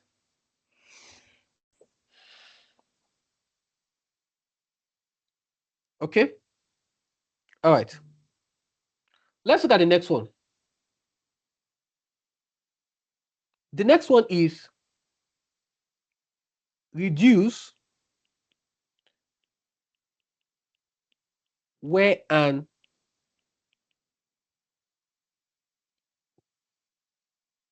maintenance of a real helicopter. Right. So training in a real helicopter, whether it's a helicopter or plane, is the same thing. Causes wear and tear. So when you keep using it every single time, right? A simulator does not use the real helicopter for every training exercise, right? So in a way, can cause wear and tear. So with the simulator,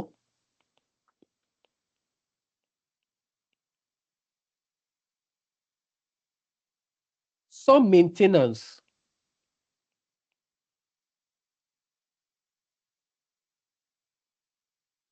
and repair cost associated with training can be avoided.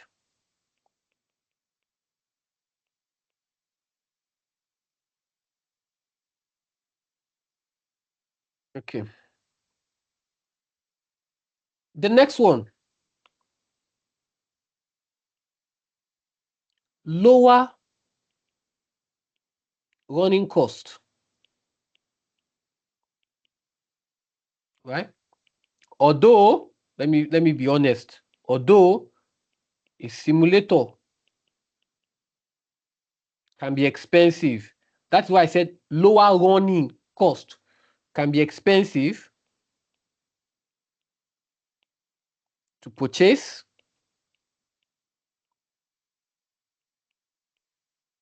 Its running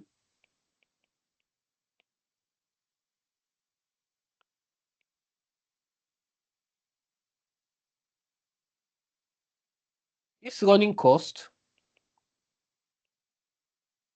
can be lower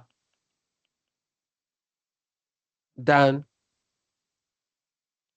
repeatedly what? Operating a real helicopter.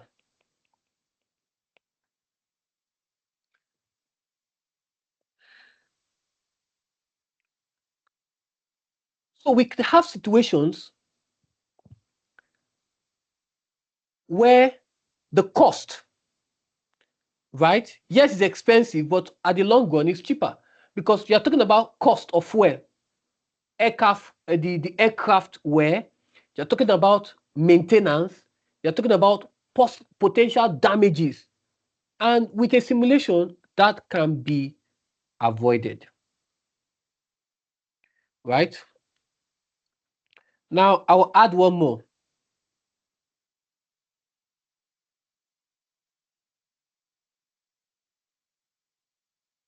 I'll add one more.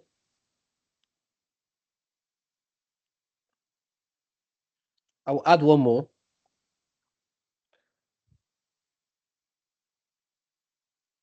So the one I'm going to add now is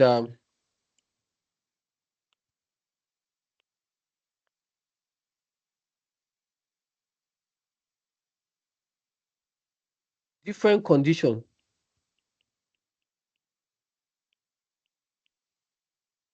can be what created, right? So small changes can be made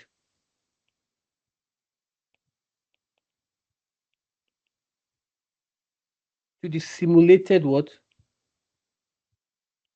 scenario. So this allows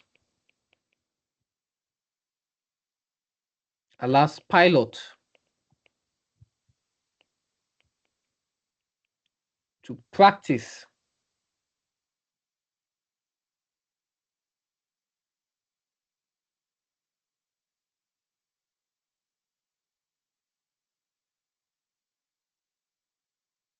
under different conditions,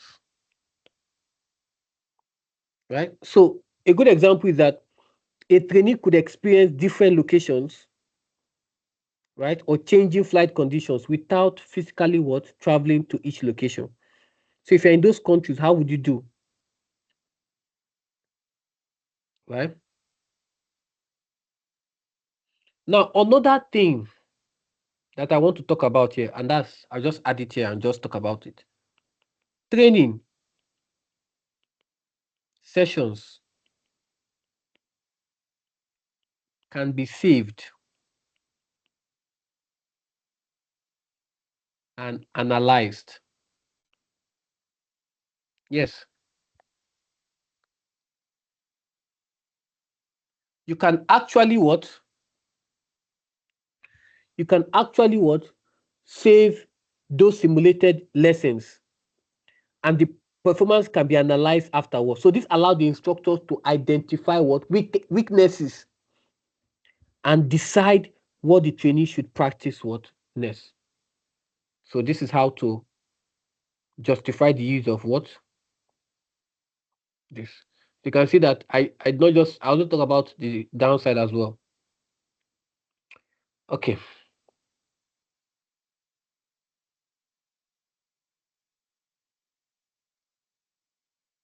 Identify and explain. Identify and explain one drawback of using a simulation as the only method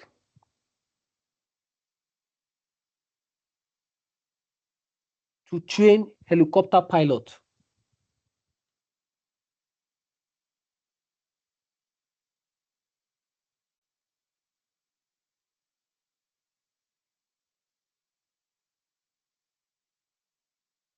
So this is still chapter 9,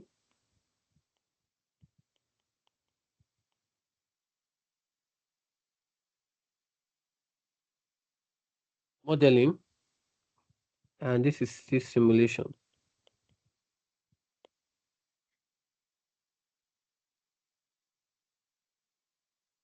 And explain one drawback. So the drawback would be that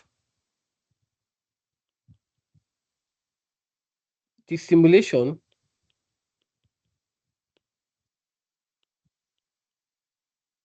may not completely reproduce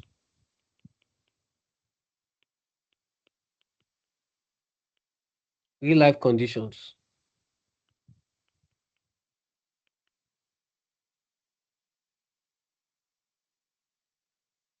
Even though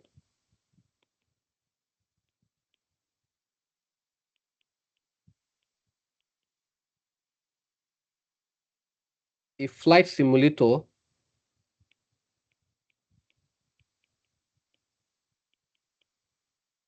can reproduce the cockpit,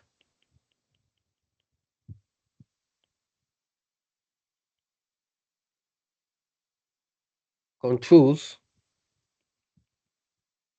display, sounds,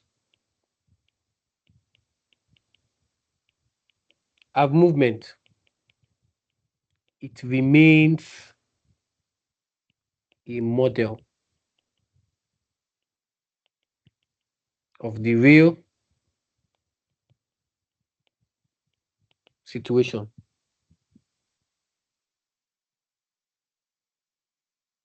Another one, if a real event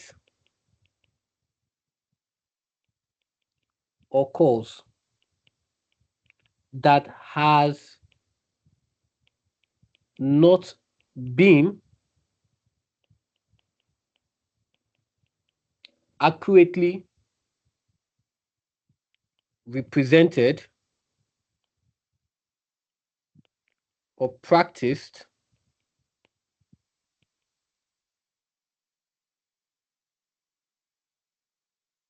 in the simulation, the pilot may not know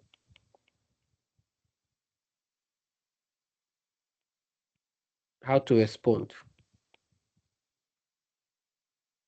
So, so when we are relying on simulation as the only method of training, it could leave the pilot insufficiently prepared for some real world situations.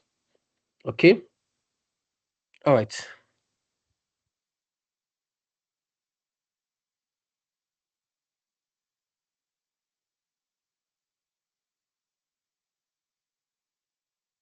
A mechanic uses an expert system. This system uses a user interface and explanation system. So this is what? Chapter 7,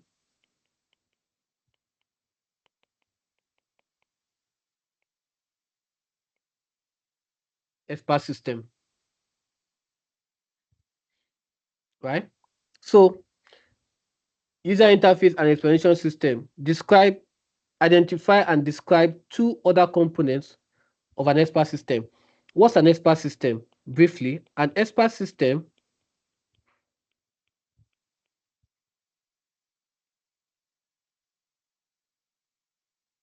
is a computer-based system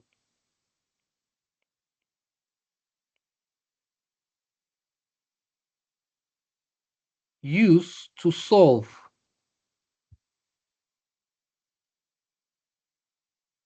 problems, usually diagnostic, using stored expert knowledge. So a car diagnostic expert system can use informations about symptoms and fault to suggest what possible what cause. So I said identify other two companies. I've given us as user interface and expansion system. So I will talk about knowledge base.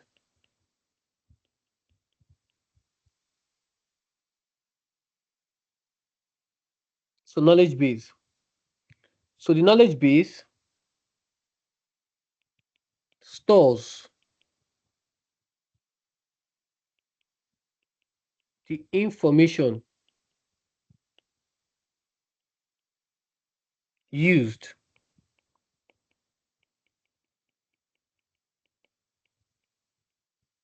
by the expert system. And this includes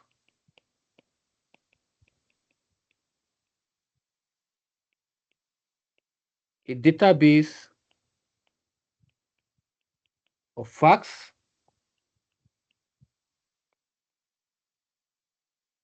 and a rule base, right? So for a car diagnosis system, the fact might describe symptoms and known fault.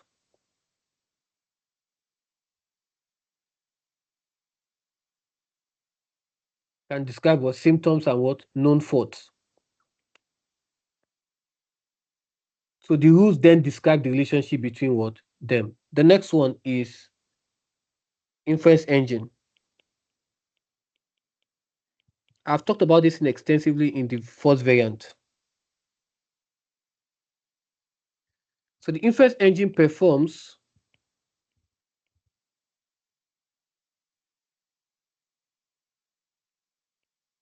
the reasoning, right? So it takes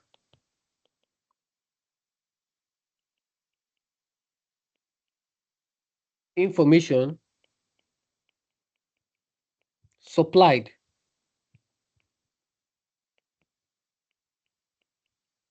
by the user and compares it with facts stored in the knowledge base.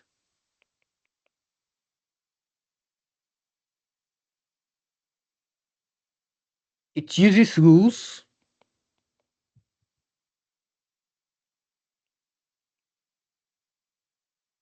such as, yeah, I've talked about it, if, then, in the variant one. So if an engine fails to start and the battery voltage is low, then a real life battery fault may be considered. All right. This I've talked about it in variant one. So the video is there. The expert system is used to diagnose faults in a car engine, evaluate, right? Evaluate the use of this system. So this is chapter 7.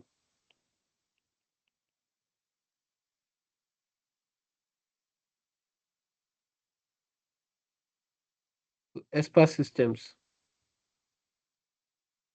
Now, what does evaluate mean?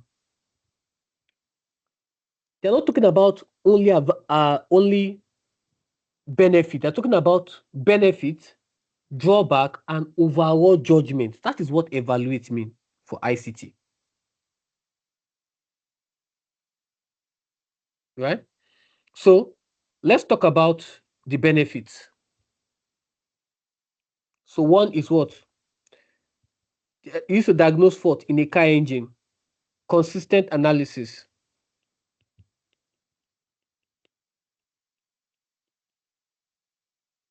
So when we talk about consistent analysis, the expert system applies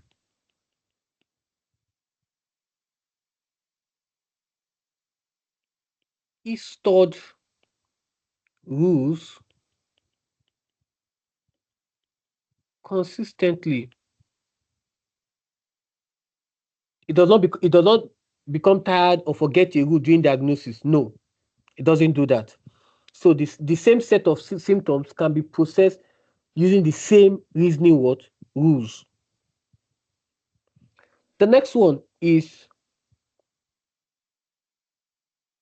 uses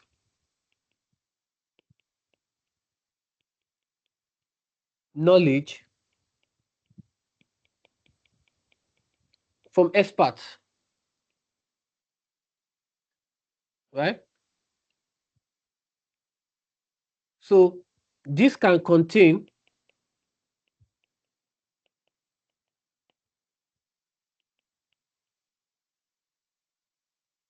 knowledge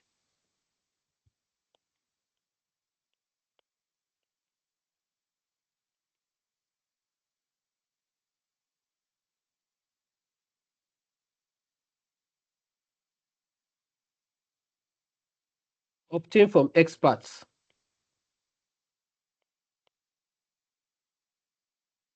right?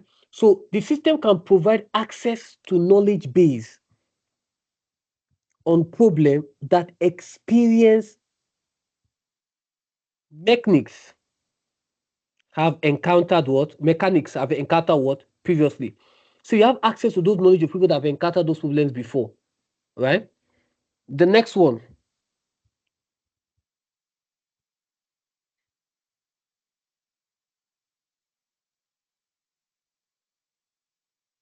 produces several what possible solutions. So the system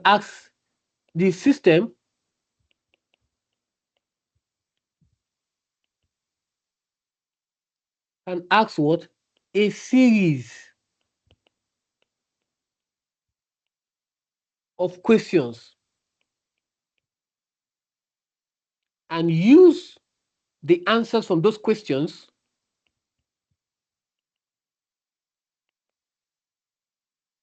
to narrow down possible what faults.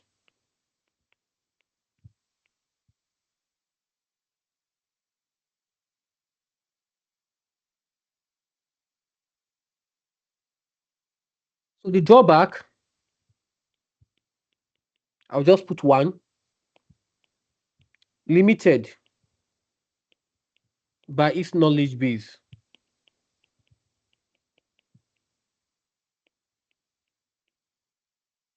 Now, an expert system can only deal effectively with problems represented in its knowledge base. So if a complete new type of engine fault occurs, what happens? System has no relevant facts. Cars are being developed each day, new kinds of cars. So if it doesn't have it, there's something you are limited, right? You are limited. It also needs updating.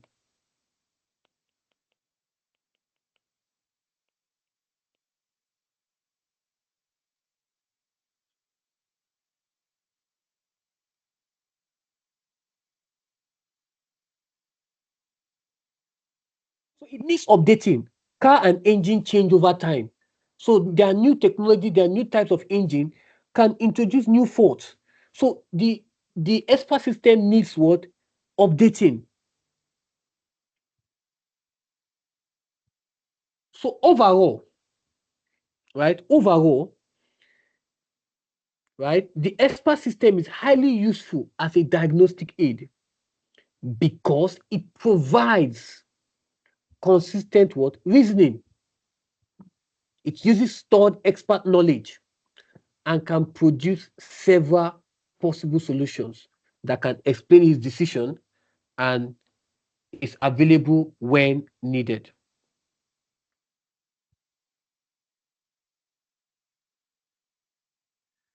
Compare the use of a batch and real-time processing as method of updating a record of daily sales in a supermarket that closes overnight. We're comparing what batch processing and real-time processing as method of updating a record of daily sale in a supermarket that closes overnight. And we are seeing this in what? Chapter 1,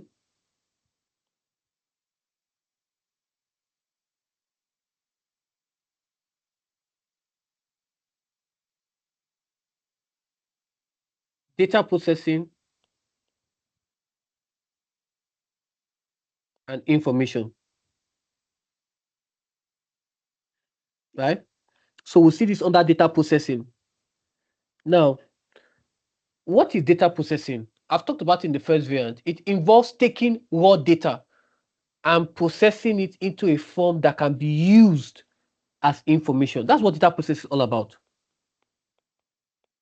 So data processing involves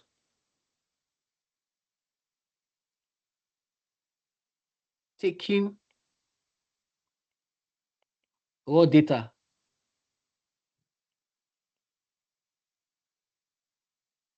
and processing it into a form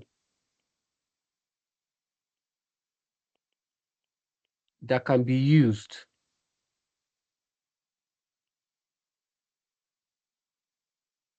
as information. So now let's look at it. I say we should compare.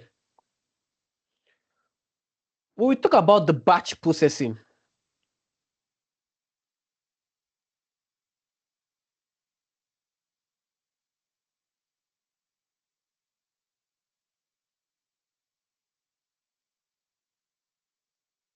transactions are collected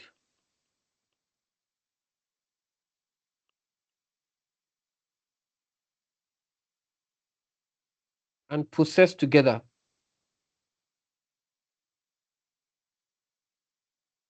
as a group.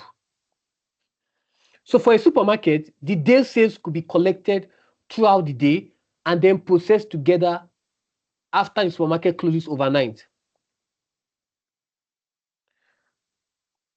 Real time processing.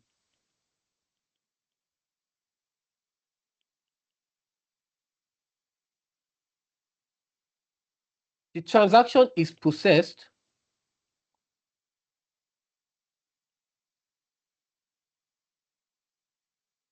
immediately.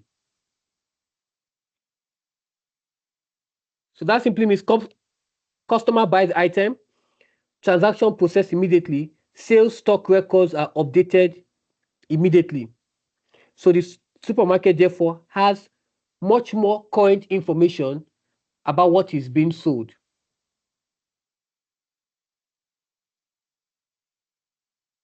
Right? While the other one, for the batch, money sales collected during the day, processed at one batch overnight.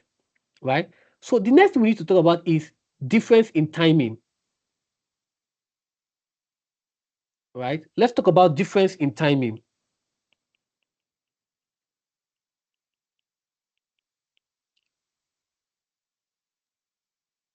For the batch occurs later.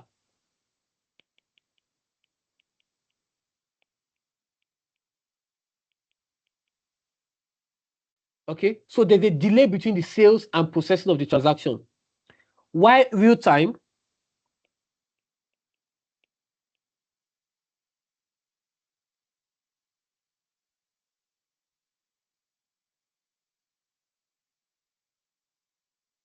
the transaction is processed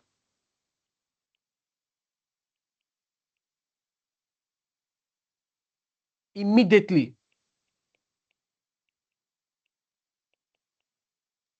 after the sale. Stock control.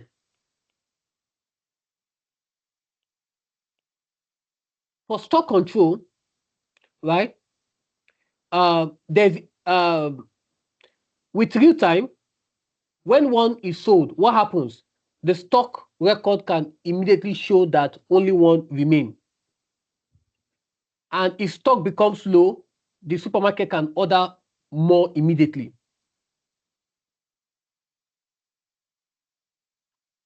Let's talk about up-to-date information.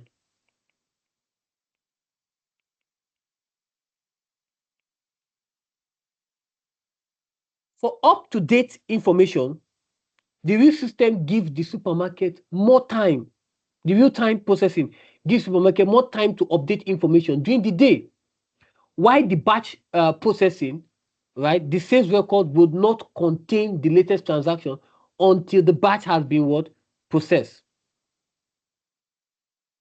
Now, they said to updating a record of sales of daily sales in supermarket that closes overnight.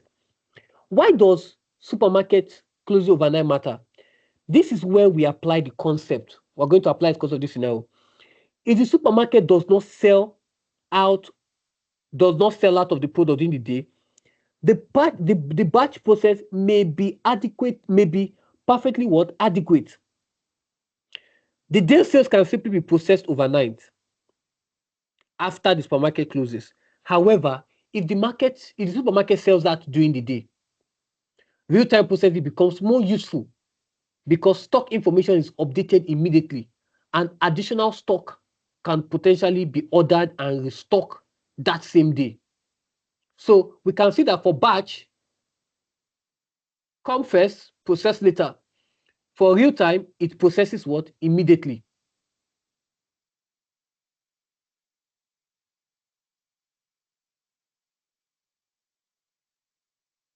What type of utility software is antivirus software? One type of utility software is antivirus software. This detects viruses and malware that may damage files in the computer what? System. Define the term utility software. Now,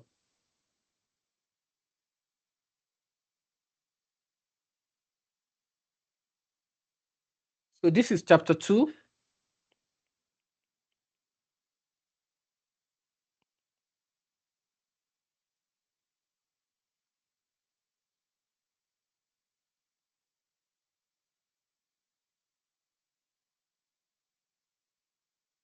And under hardware and software, we are looking at what? Utility software. So what is utility? Okay, before we talk about utility software, you know that utility software falls under system software. Let's look at what system software is all about. What is system software? A system software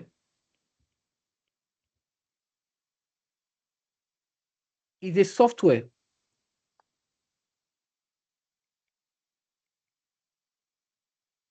that helps control and manage the operation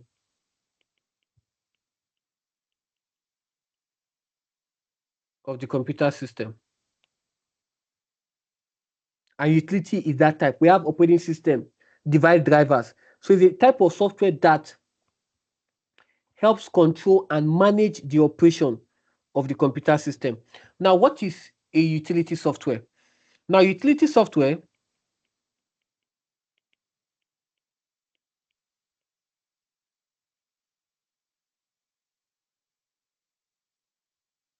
is a system software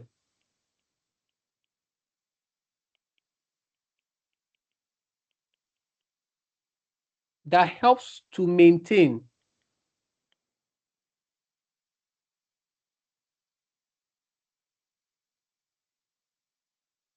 manage, or optimize a computer system. That's what it is. The system software that helps to maintain, manage, or optimize a computer software. So a system is needed to maintain a computer system, right? And that includes managing your files, your storage, and other aspects of your um, system operation. Now, look at this.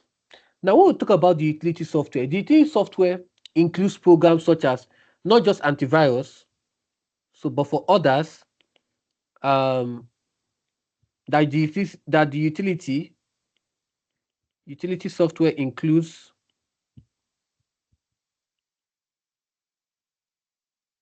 the following: backup software,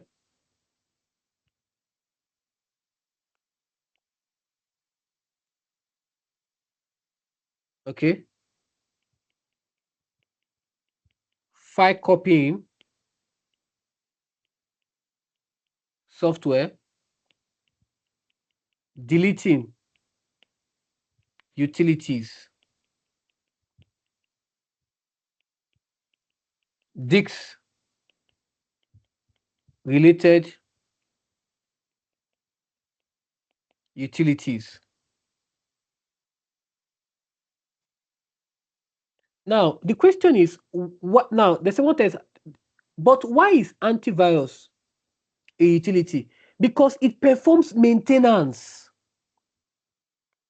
Antiviruses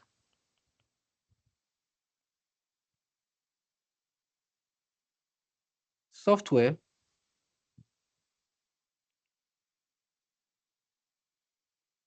performs a maintenance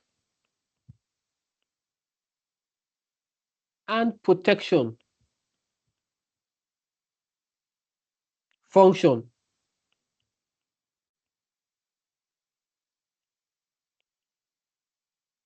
for the computer system, right? So it detects and removes or quarantine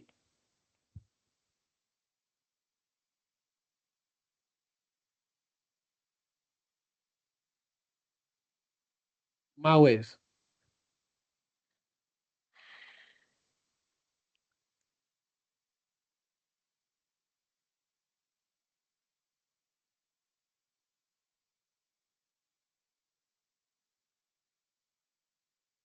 They say identify one other type of utility that protects files. I've talked about it already. I've talked about I didn't even see it. I've talked about it already. So this is I've talked about it already. Let me just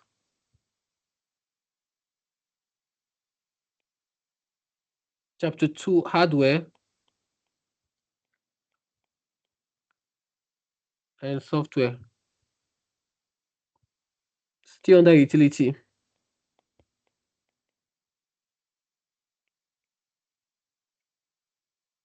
And you see it under what types of utility, right? So I gave things like what? Backup.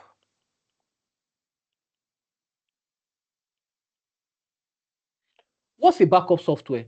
A backup software creates copies. I'll just use it to explain, right? It creates what? Copies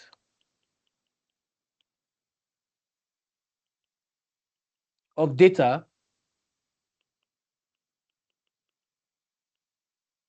that the data can be restored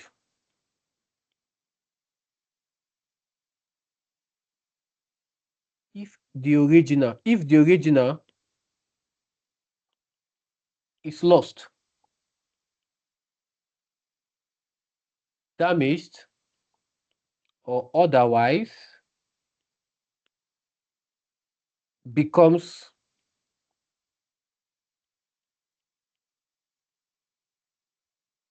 unavailable, right? So if anything happens to your device, if there's no backup, the original file has been lost, right? The original file has been lost. So, but with a backup, you can have that. All right. So I've talked about other ones as well. Okay. So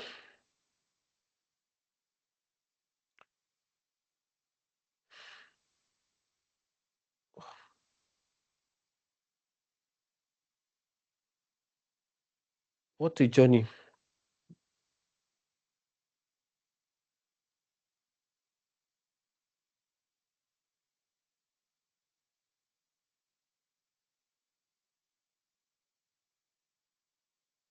Thank you very much for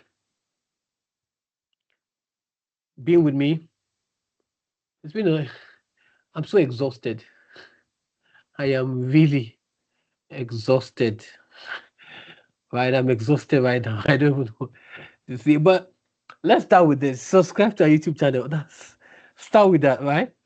Subscribe to our YouTube channel. If you have not done so, subscribe because it's not easy. The reason why this is one of the reasons why a lot of teachers run away from theory because it's time taking. IGCSE, is just there for me. AS that is more bulky. A2, nobody's even going to try it because it takes a lot of time. And that's what we're trying to do here. And I mean, we have certified teachers doing that across other subjects. So if you're having any issue in any subject, you want to enroll with us, I mean, we are masters in this field, right? In any subject you're coming across, we got you covered. Okay. So if you have not subscribed to our YouTube channel, please subscribe. If you have not joined our Discord server, please join, scan this QR code, or you can use this link or this link. You can also visit our website, ajirotech.com, to get more information about our private tutoring or our combo plans. And please do well to share this with your friends and classmates. And I'm going to see you for the variant 3 for paper 1, and then we can now move to the A level, which is paper 3. So thank you very much, and I'll see you in the next one. Bye for now.